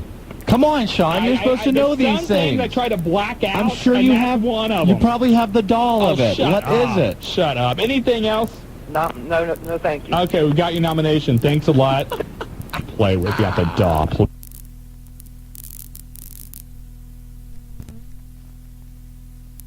So, Mike Awesome, The Undertaker, X-Punk, as he said, and X-Punk and the Big Boss Man. So, should we take this call? Let's go to a break. We're going to take a break. When we come back, apparently, Cam the Man Collins is on the Celebrity Hotline. And you know what? I heard that he wasn't very nice over this past weekend. Really? That's what I heard. He's a very nice boy. Listen, I'm just telling you that I think we're going to get a different Cam than we normally get. We'll find out when we come back on the Wrestling Guys right here, Buckeye Country 106.5. Welcome back to Buckeye Country 106.5. This is the Wrestling Guys. I'm Shawn Stidham, Willie F. sitting in for Marty Adams. 106.5. In the big chair, literally. And the Wrestling Guys brought to you by Dyer Garofalo, Man and Schultz. Put a Tiger on your team. Call 1-800-INJURED. I took your line. I'm sorry. You can still say it, though. Put a Tiger on your team. Thank you very much. And all night long, in honor of the Thanksgiving holiday, first of all, we do want to wish everybody out there a happy Thanksgiving. Be careful if you're out there I driving. hope that you're able to spend it with friends and loved ones, and yeah, definitely have a safe one. Eat a lot of turkey. And we're taking your nominations for Turkey of the Year. Are you going to be doing a hotline tomorrow, though, still? I will still do a hotline tomorrow, yes. That is outstanding. Thank you very much. So, and the hotline number is? 285-0991. I'm just saying, we haven't plugged that yet. I don't have a calendar. We have a little hotline. I think that the New Year's is on a Sunday. I'm not sure. Yes, and Christmas Eve. So I'm sorry. Anyway. There'll be an extended absent greeting on that. No, I don't think so. But anyway, we're taking your nominees for Turkey of the Year. We're going to give away some prizes tonight. We've got copies of Mick Foley's Christmas Chaos book. Also copies of No Mercy from THQ for Nintendo 64. Thank you, Julia. Julia likes that. And let's go to the Celebrity Hotline. It's line 8. It is Cam the Man Collins. How you doing, Cam? I am doing great. How are you two gentlemen this evening? Doing just spankingly well. Spankingly well? That spanking comment doesn't bother you, does it? No. Okay, I'm just curious. Okay, go ahead. All right, well, first of all, I do have a vote for Turkey of the Year. Who's that? That is that unfair insurance claims adjuster. Or that Dyer Garofalo Man and Schultz commercial. Yeah, that one's always a tough one. Yeah. The unfair claim adjuster. Insurance shorthand. adjuster. Yeah, okay, go ahead, Cam. There you go. You just write that out. Anyway, just want to remind everyone this Saturday night, Violent Championship Wrestling, going to be at the Champaign County Fairgrounds. And what I've been ragging Marty Adams for the last, 2 months since Piqua finally comes to fruition. The independent icon gets a title shot, the three-way dance title. I'm telling you, I'm noting a little bit of, there's a change in his voice. A little bit of aggression. I say, and it's exactly the opposite, because Saturday night, listen, I don't see what the big deal is. I mean, I came out with one of my nearest and dearest friends, as Willie F. can attest to, and I'm not talking about Brock Guffman. I'm talking about, when I say my nearest and dearest friends, because me and Brock go back a long way, believe it or not. Well, really? you need to tell them, give me a call or something. I can't believe people think you guys are the same person. Exactly. I mean, they're night and day, let me tell you. But anyway, I came out to the ring with a near dear friend, the independent icon, and he beats the giant Bobo. I didn't have to do anything that I didn't cheat. That's what people said I did, but that's not what happened. But they're saying that you're showing a little bit more aggression and stuff, and that people are starting to boo you, and actually that you're starting to, yell back at fans a little bit. They're saying that you acted a lot like Willie did when he was in UCW. Oh, please. No, I didn't say that. No. That's what Shawn just said. Willie was a pretty nasty guy when he was in UCW. I was. I went through a lot of counseling. And that's unfortunate, Willie, that you went through counseling, because let me tell you, it's very therapeutic at the shows for me now. And it's not that I'm yelling. It's just people have a hard time hearing me. I understand. Okay. For some reason, they just can't get the point I'm trying to make. I understand. At the shows. And, you know... And I heard there was a babe out there with you. She's an assistant. I'm sorry. Assistant. Okay. I'm just telling you. I'm not into the whole, as you guys know, I'm not into the whole TNA eye candy type thing.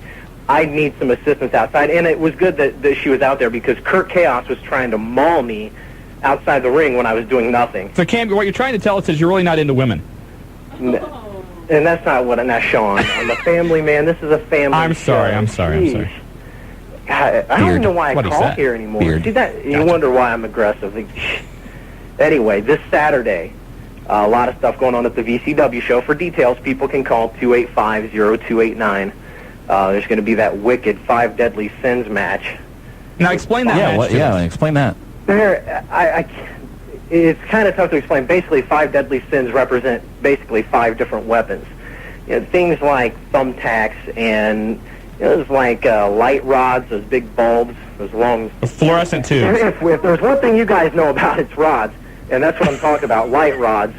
Those are and if there's one thing you know about, it's light rod. Okay, again, family show, guys. But at any rate, there are going to be some things that you don't normally see in your everyday wrestling matches, all in one match with Biohazard and I believe Cyrus of Po White Trash. Wow, that's going to be a bloodbath. I think it's safe to say yes, that's what it's going to be. And I'll be backstage. I don't want near that stuff. I have expensive clothes, and I don't need that stuff on my clothes. So you want to stay in that Value City stuff. I understand. It's true. Now, when you know what? Because actually, when I heard Brain Matter does not come out of Rayon. Hey, Cam. Now everybody was pretty happy with the show this past Saturday that UCW put on. You had a big crowd, from what we understand. When's the next UCW show? Is there a date set up yet? There is December 16th. We are scheduled to be in Richmond. As far as back in Dayton. It's looking like early January. We're going to be within the first 2 weeks of January, which is typically our flagship show, Seasons Beatings. I don't know if we're keeping that name or if we're going to change the name to it because there's a lot that has changed in UCW, as anyone could see that showed up at the show on Saturday. I heard that. Now, New Jack was there, too, and actually got involved? New Jack, yes. New Jack... came out. Phil Mambula had just lost his match to Buzzsaw. Buzzsaw's last match in UCW, one of 2 retirement matches that night. And Phil kind of extended the action, and New Jack came out and made the save with his staple gun, his sickle, everything else in tow. And really, a lot of people, during the intermission, the few people who would actually approach me and talk to me asked how Phil was doing and said they actually kind of felt sorry for him because New Jack put a beating on that guy. But Phil was okay. He left under his own accord that night. New Jack was actually very outstanding with the crowd and interacted very well with everyone. So it's great to have him at the show. It's the first time I had a chance to meet him, and it was great to have him at the show. Now, you mentioned there were 2 retirement matches. The other one, of course, featuring Maniac Mark Mustang. Absolutely. He goes on to defeat Big Jim to become, once again, the UCW champion, and then retires as the champion. So what's going to happen with the title? Is there any plans on the tournament or something like that? Honestly, there had better be, because, in my opinion, Big Jim should still be champion. That's just, and some people may say it's a biased opinion, because Big Jim helped the independent icon, but that's neither here nor there. So I would assume that we will see something when we come back to Dayton. If they can actually decide on a full-time commissioner by that point, decisions like that can actually be made. So I, of course, will be pressing for Big Jim to get back into that title. He's not in my... I don't have any kind of stable or anything. He's just an acquaintance of the icon and myself. So we would like to see him back in that title picture, but I would expect to see some type of tournament that will hopefully kick off at the December 16th show. All right, Cam Collins, you can hear him at the UCW hotline, 640-2794, and at the VCW hotline, 285-0289. Again, VCW this Saturday night, Champaign County Fairgrounds? Champaign County Fairgrounds. If you can get into Urbana by Route 68, there's a big sign there's a school there. There's a big sign, Champaign County Fairgrounds. Take a right, and it takes you right to the fairgrounds. And again, the VCW number, 285-0289. Cam Collins, best of luck. Thanks for calling in, man. All right, thanks, guys. All right, take care, Cam. So again, UCW, big show this Saturday. VCW, once again, big show this Saturday. OCW is going to have a show this Saturday. So a lot of independent representation the last few weeks. So absolutely. And, that 5 Deadly Sins match in the the light rods and which Cam seemed to know a lot about, and also talking about New Jack and the staple gun. I have a question. Julia's answering the phone, so I have to wait till she gets done on the phone. She's the official person to go to a question. We need to get like one of those little headsets, like the old operators did and stuff like, just a little headset on there. And actually, she could like sell Time Life books on the side. That would be a great little side job. That's a good thing for her. So, and she's not even paying attention right now. She kind of looks like the Time Life operator. Yeah, I think a so. little bit.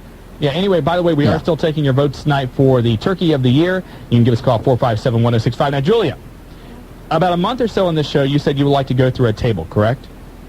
Yeah. Yeah. Now, the staple gun, is that out of the picture, or a staple gun? No staple gun? That's out of the picture. That would really hurt. Tables, really. okay. Yeah, that's okay. Light rods?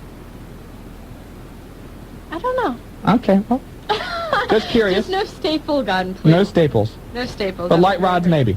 Maybe. Let's go to line 1. Z-Flow, you're in the wrestling, guys. I'm not going wherever you're trying to lead me. Z-Flow, welcome to the show. What's up, guys? Hey, how are you? Mainly, I just want to give a Turkey of the Year, and that would be being WCW itself. WCW. I'm surprised we haven't had more votes for WCW. I am too, actually. Well, there's a couple for Vince Russo. Yeah, but, WCW as a whole kind of deserves a big old turkey. Yeah, it started out, it was completely horrible to start out the year. They lost 4 of their top superstars to WWF, which was completely not good for them. And then they try to rebound by bringing in the new blood, Vince Russo, hyping it up a little bit. And then, it just went down the drain. People stopped watching. It even got beat by ECW.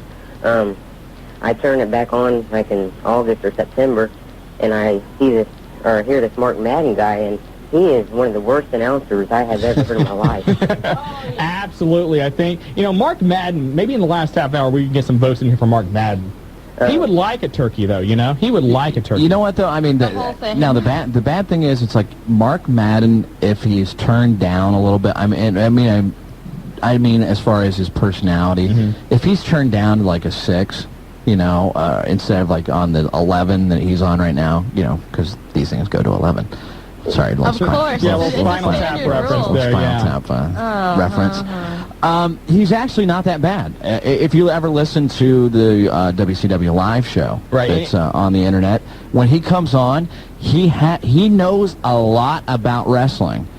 And the bad thing about Mark Madden is always trying to be the guy that is on top of everything else within that commentating team.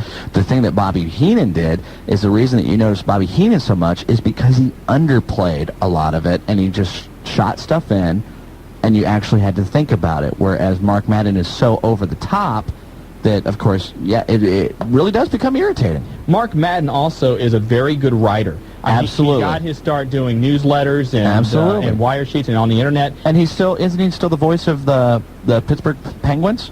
Something like that. And Mark Madden is a very good writer, a very good talk show host, but I agree with you that whenever he is a commentator, he needs to kind of tone it down a little bit because he is very aggravating to listen to. The first time he filled in for Bobby Heenan, did a very good job. Very good job. But unfortunately, since that time... Now that he knows he has the job. Right. It's kind of boring. Sort of like me on here. Yeah, I think he drank too much coffee before it started. That could happen, too. Thanks a lot for the phone call. We got to get to a break. You're listening to The Wrestling Guys on Buckeye Country 106.5. Early turkey-eating Marty Adams. I assume that's where he is. That's got to be where he is. Marty's stuffing something right now. We just don't know what it is. We are brought to you again by Dyer, Garofalo, Mann & Schultz. Put a tiger on your side 24 hours a day with offices in downtown Dayton, Middletown, Springfield, Lima. Anywhere you have a problem, Huber Heights, they're there for you. Put a tiger on your team. You do that well. Thank you. We have a call on the celebrity hotline, and even though most people may not know this name, his name is Lou Thompson. He is one of the brains behind the HWA, the Heartland Wrestling Association, and he's joining us with some breaking news about the Heartland Wrestling Association. Lou, how you doing? Hey, how you? Hi, Shawn and Willie. Hey, Lou, how are you? Great. We just booked today our January 26th show at the Grand Victoria Casino. Those have always been successful. Those have always been a great show to come out to. Now, Lou, as you know, the last time you guys had King Kong Bundy, Tony Atlas, Ricky Steamboat. Before that, you look back in Kevin Nash and the Natural Born Thrillers. You guys have to live up to some expectations. Yes, and I'll tell you, I had Kevin Nash and King Kong Bundy on both those shows.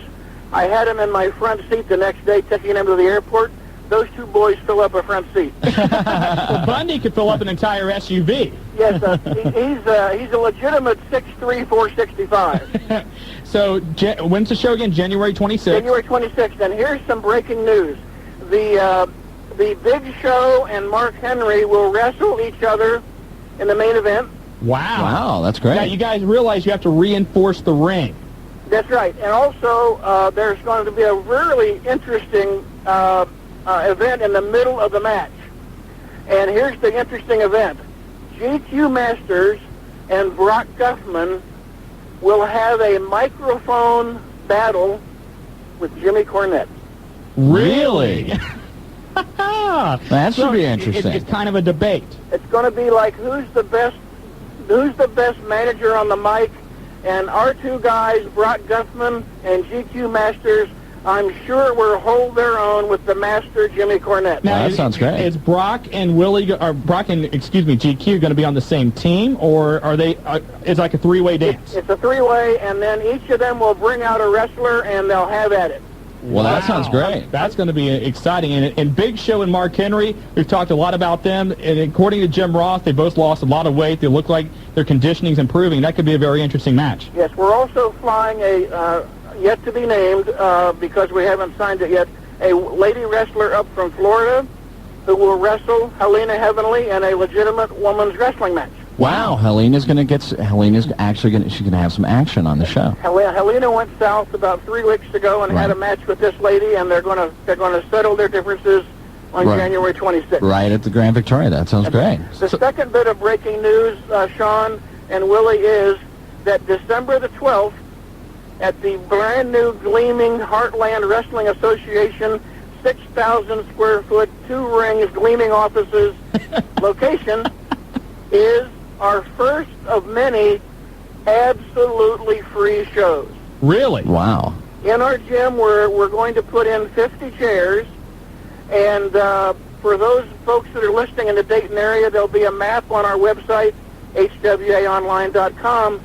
But if some of the independent guys from Dayton want to see our gym and see our boys, they can come down absolutely free and enjoy the night. And December 12th, what day of the week is that? That's a Tuesday night. Okay. Tuesday night, but absolutely free. Absolutely free. And starting in January, guys, we plan on holding our absolutely free Tuesday night shows every Tuesday night. Wow, that sounds great. That is absolutely fabulous. So to kind of recap here, January 26th, HWA back at the Grand Victoria Casino. Your main event, the Big Show versus Mark Henry, and in a 3-way debate, Brock Guffman, GQ Masters, and Jim Cornette. That's right. What I understand is that perhaps Brock and GQ are going to try to settle some previous differences, and then Jimmy Cornette is going to come out with something like, you guys think you're managers, and then they're going to have at it, and may the best mouth win. Wow, that's going to be good. That is going to be good. And again, all the details are hwaonline.com. It's so new, it won't be on until Monday. Oh, okay. Amazing. We just talked to everybody today. Do we have a ticket info that we can pass along, or? Well, the ringside seats at the Grand Victoria are $40. Okay. The general admission is $20, and you can. All ages are welcome. So if a family wants to come and bring the kids, they can. At the HWA offices and on our internet site, up to a week before the event, folks can buy tickets from us for half price. That's outstanding. Great deal. And you know what? This would kind of be a very cool stocking stuffer, too. Yes, it would. And we're also going to kick off a kids clinic next year, but that hasn't been finalized.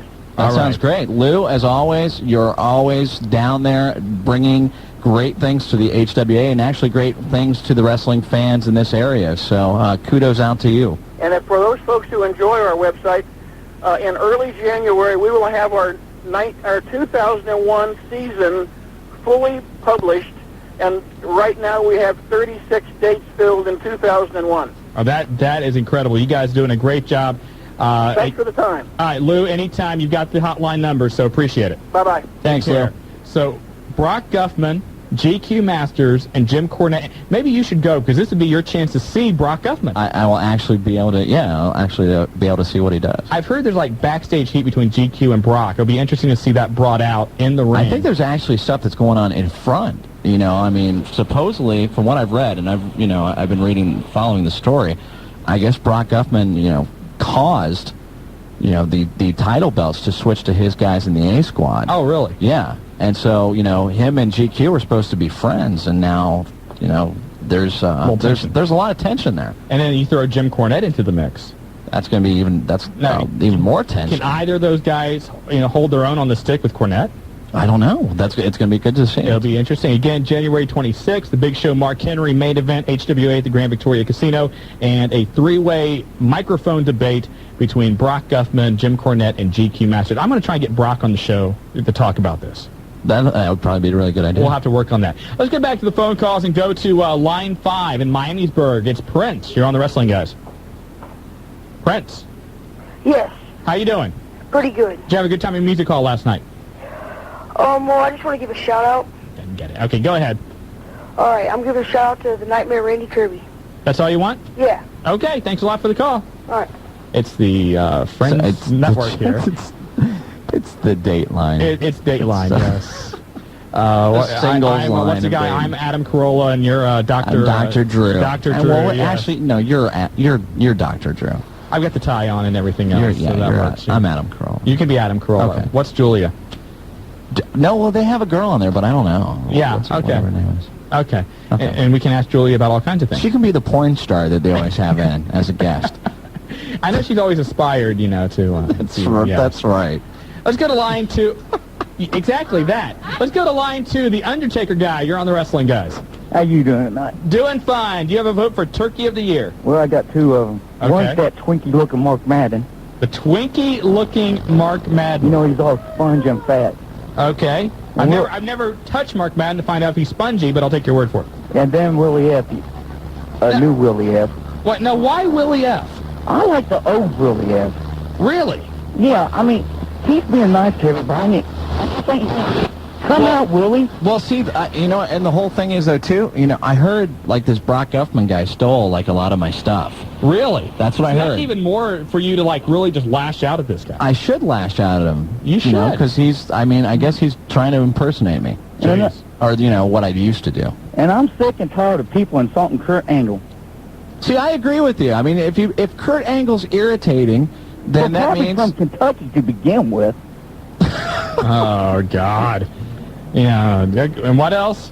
And, they don't understand what kind of privilege you're getting to see God wrestle. And if they don't like The Undertaker, he's been around longer than The Rock has. What was your thought this past Sunday? Undertaker, Angle, and then this Monday they got into cried. It? You cried? Yeah, because I didn't know what to do. They're both great, and, they're gods. Well, hopefully you can get some therapy, and you'll be okay. Yeah, Julia! Julia, what happened? What'd you do? We're in the middle of a conversation. Gone. Julia's got a turkey in the oven. She wants to go home and hurry up and dig into those. I have to make dinner. You want to dig into that stuffing. I'm just excited. Go to line... Once again, I am Adam Carolla. No, you're Adam Carolla, and this is Dateline. Let's go to line 7, West Carrollton. It is Tyrus. You're on the Wrestling Guys. Hey, how you doing, guys? Good. How are you? All right. Real quick, I got a question. I know I've been listening to the show, and I know you guys were talking about the Triple H car thing. Yeah. I was wondering, how do you think they managed to pull that off? Do you think they cut the camera, or?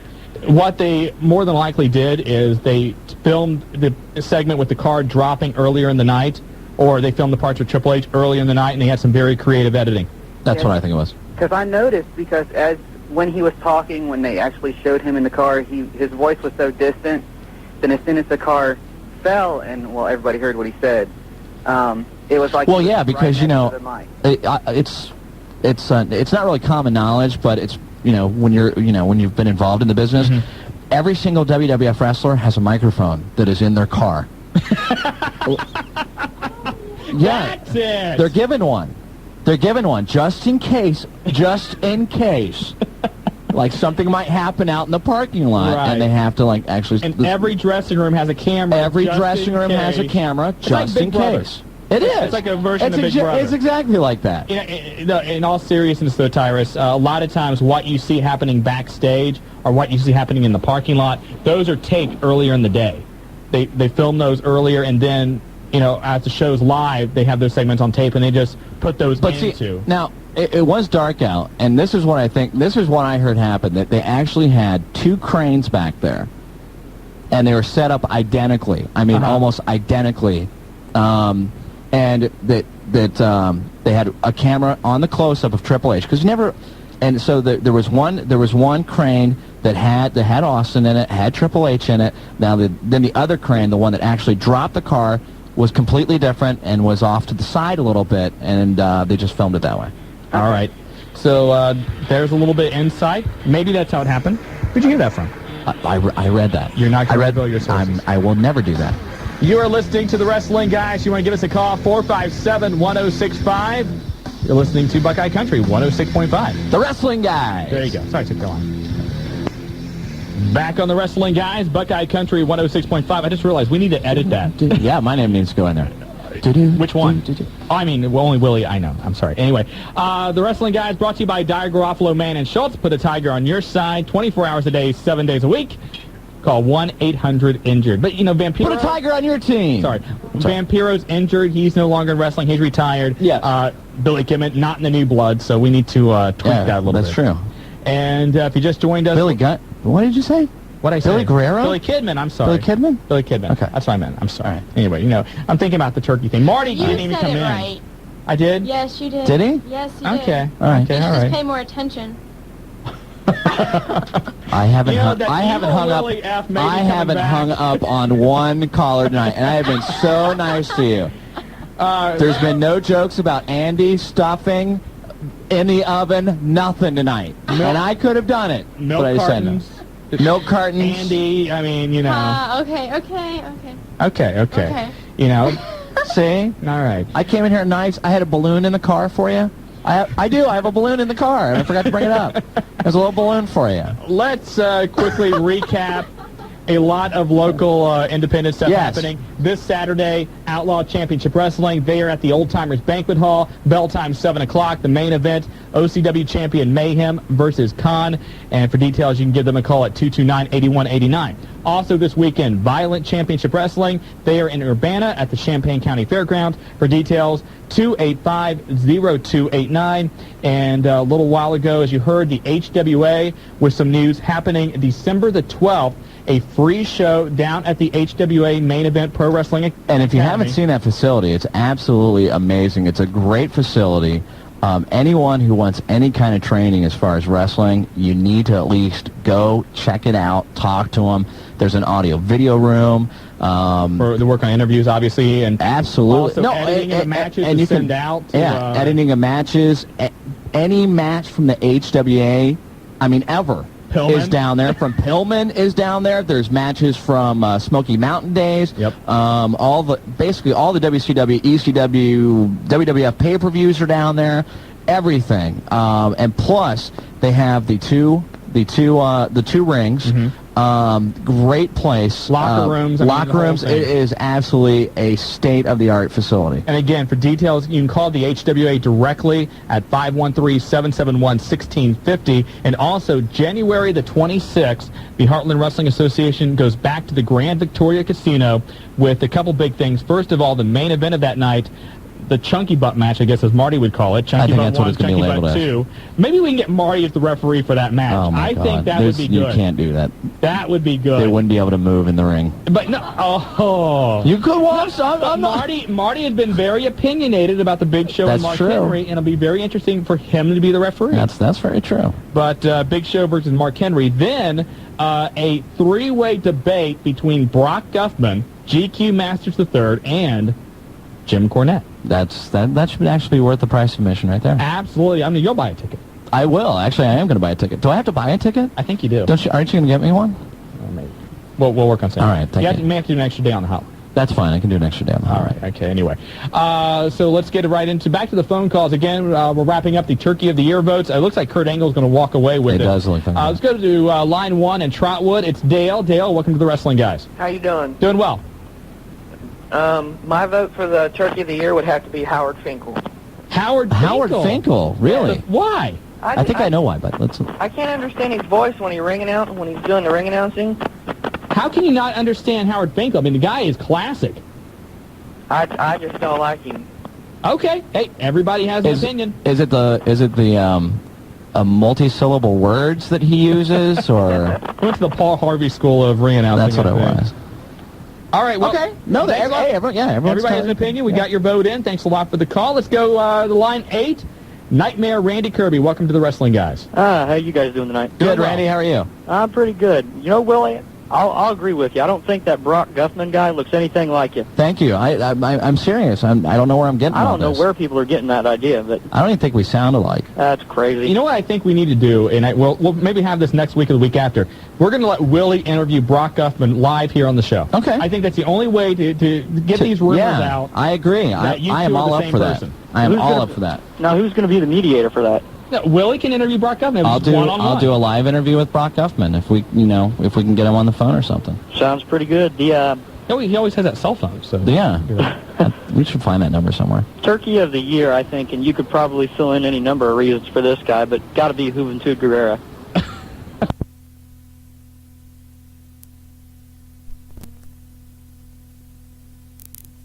One of the most easygoing, intelligent people I've ever spoken to as far as in the wrestling business. I wish him nothing but the best. I hope he does well with Tim and ICP, and whatever their dreams are, I hope they come true. There you go. There you go. That was like, that was such a Laverne and Shirley thank you out to that. Let's go I to hope your line... dreams come true. Yes, we're going to do it. I'm getting a little misty-eyed. Let's go to line 5, Devlin, West Carrollton. Welcome to the Wrestling Guys. Going on, Shawn, Willie. How you doing, man? Pretty good. Well, my question is, where's X-Pac been the last couple of weeks? X-Pac's injured. What exactly was it his back? Back or pinched nerve in his neck or something like that. Pinched nerve in the neck, I think. Yeah. Actually. So he's been injured, so he's just taking some time off. Also, I was looking at the Wild magazine the other day, and I was looking at the news and rumors page, and there was a rumor saying that Bart Gunn's going to come back, and he's going to join with, of course, the One now, and they're going to make a new DX. Do you guys have anything idea on that? No, actually, I think when I saw that same thing, I think it actually said they were going to reform the Smoking Guns. I don't see that one happening. Bart Gunn is done. Yeah. Bart Gunn got done in the U.S. after Butterbean knocked him out in 5 seconds. Yes. Anybody for Turkey of the Year? Of course. Who's that? Kurt Angle. Kurt Angle? Really? Now, why is that?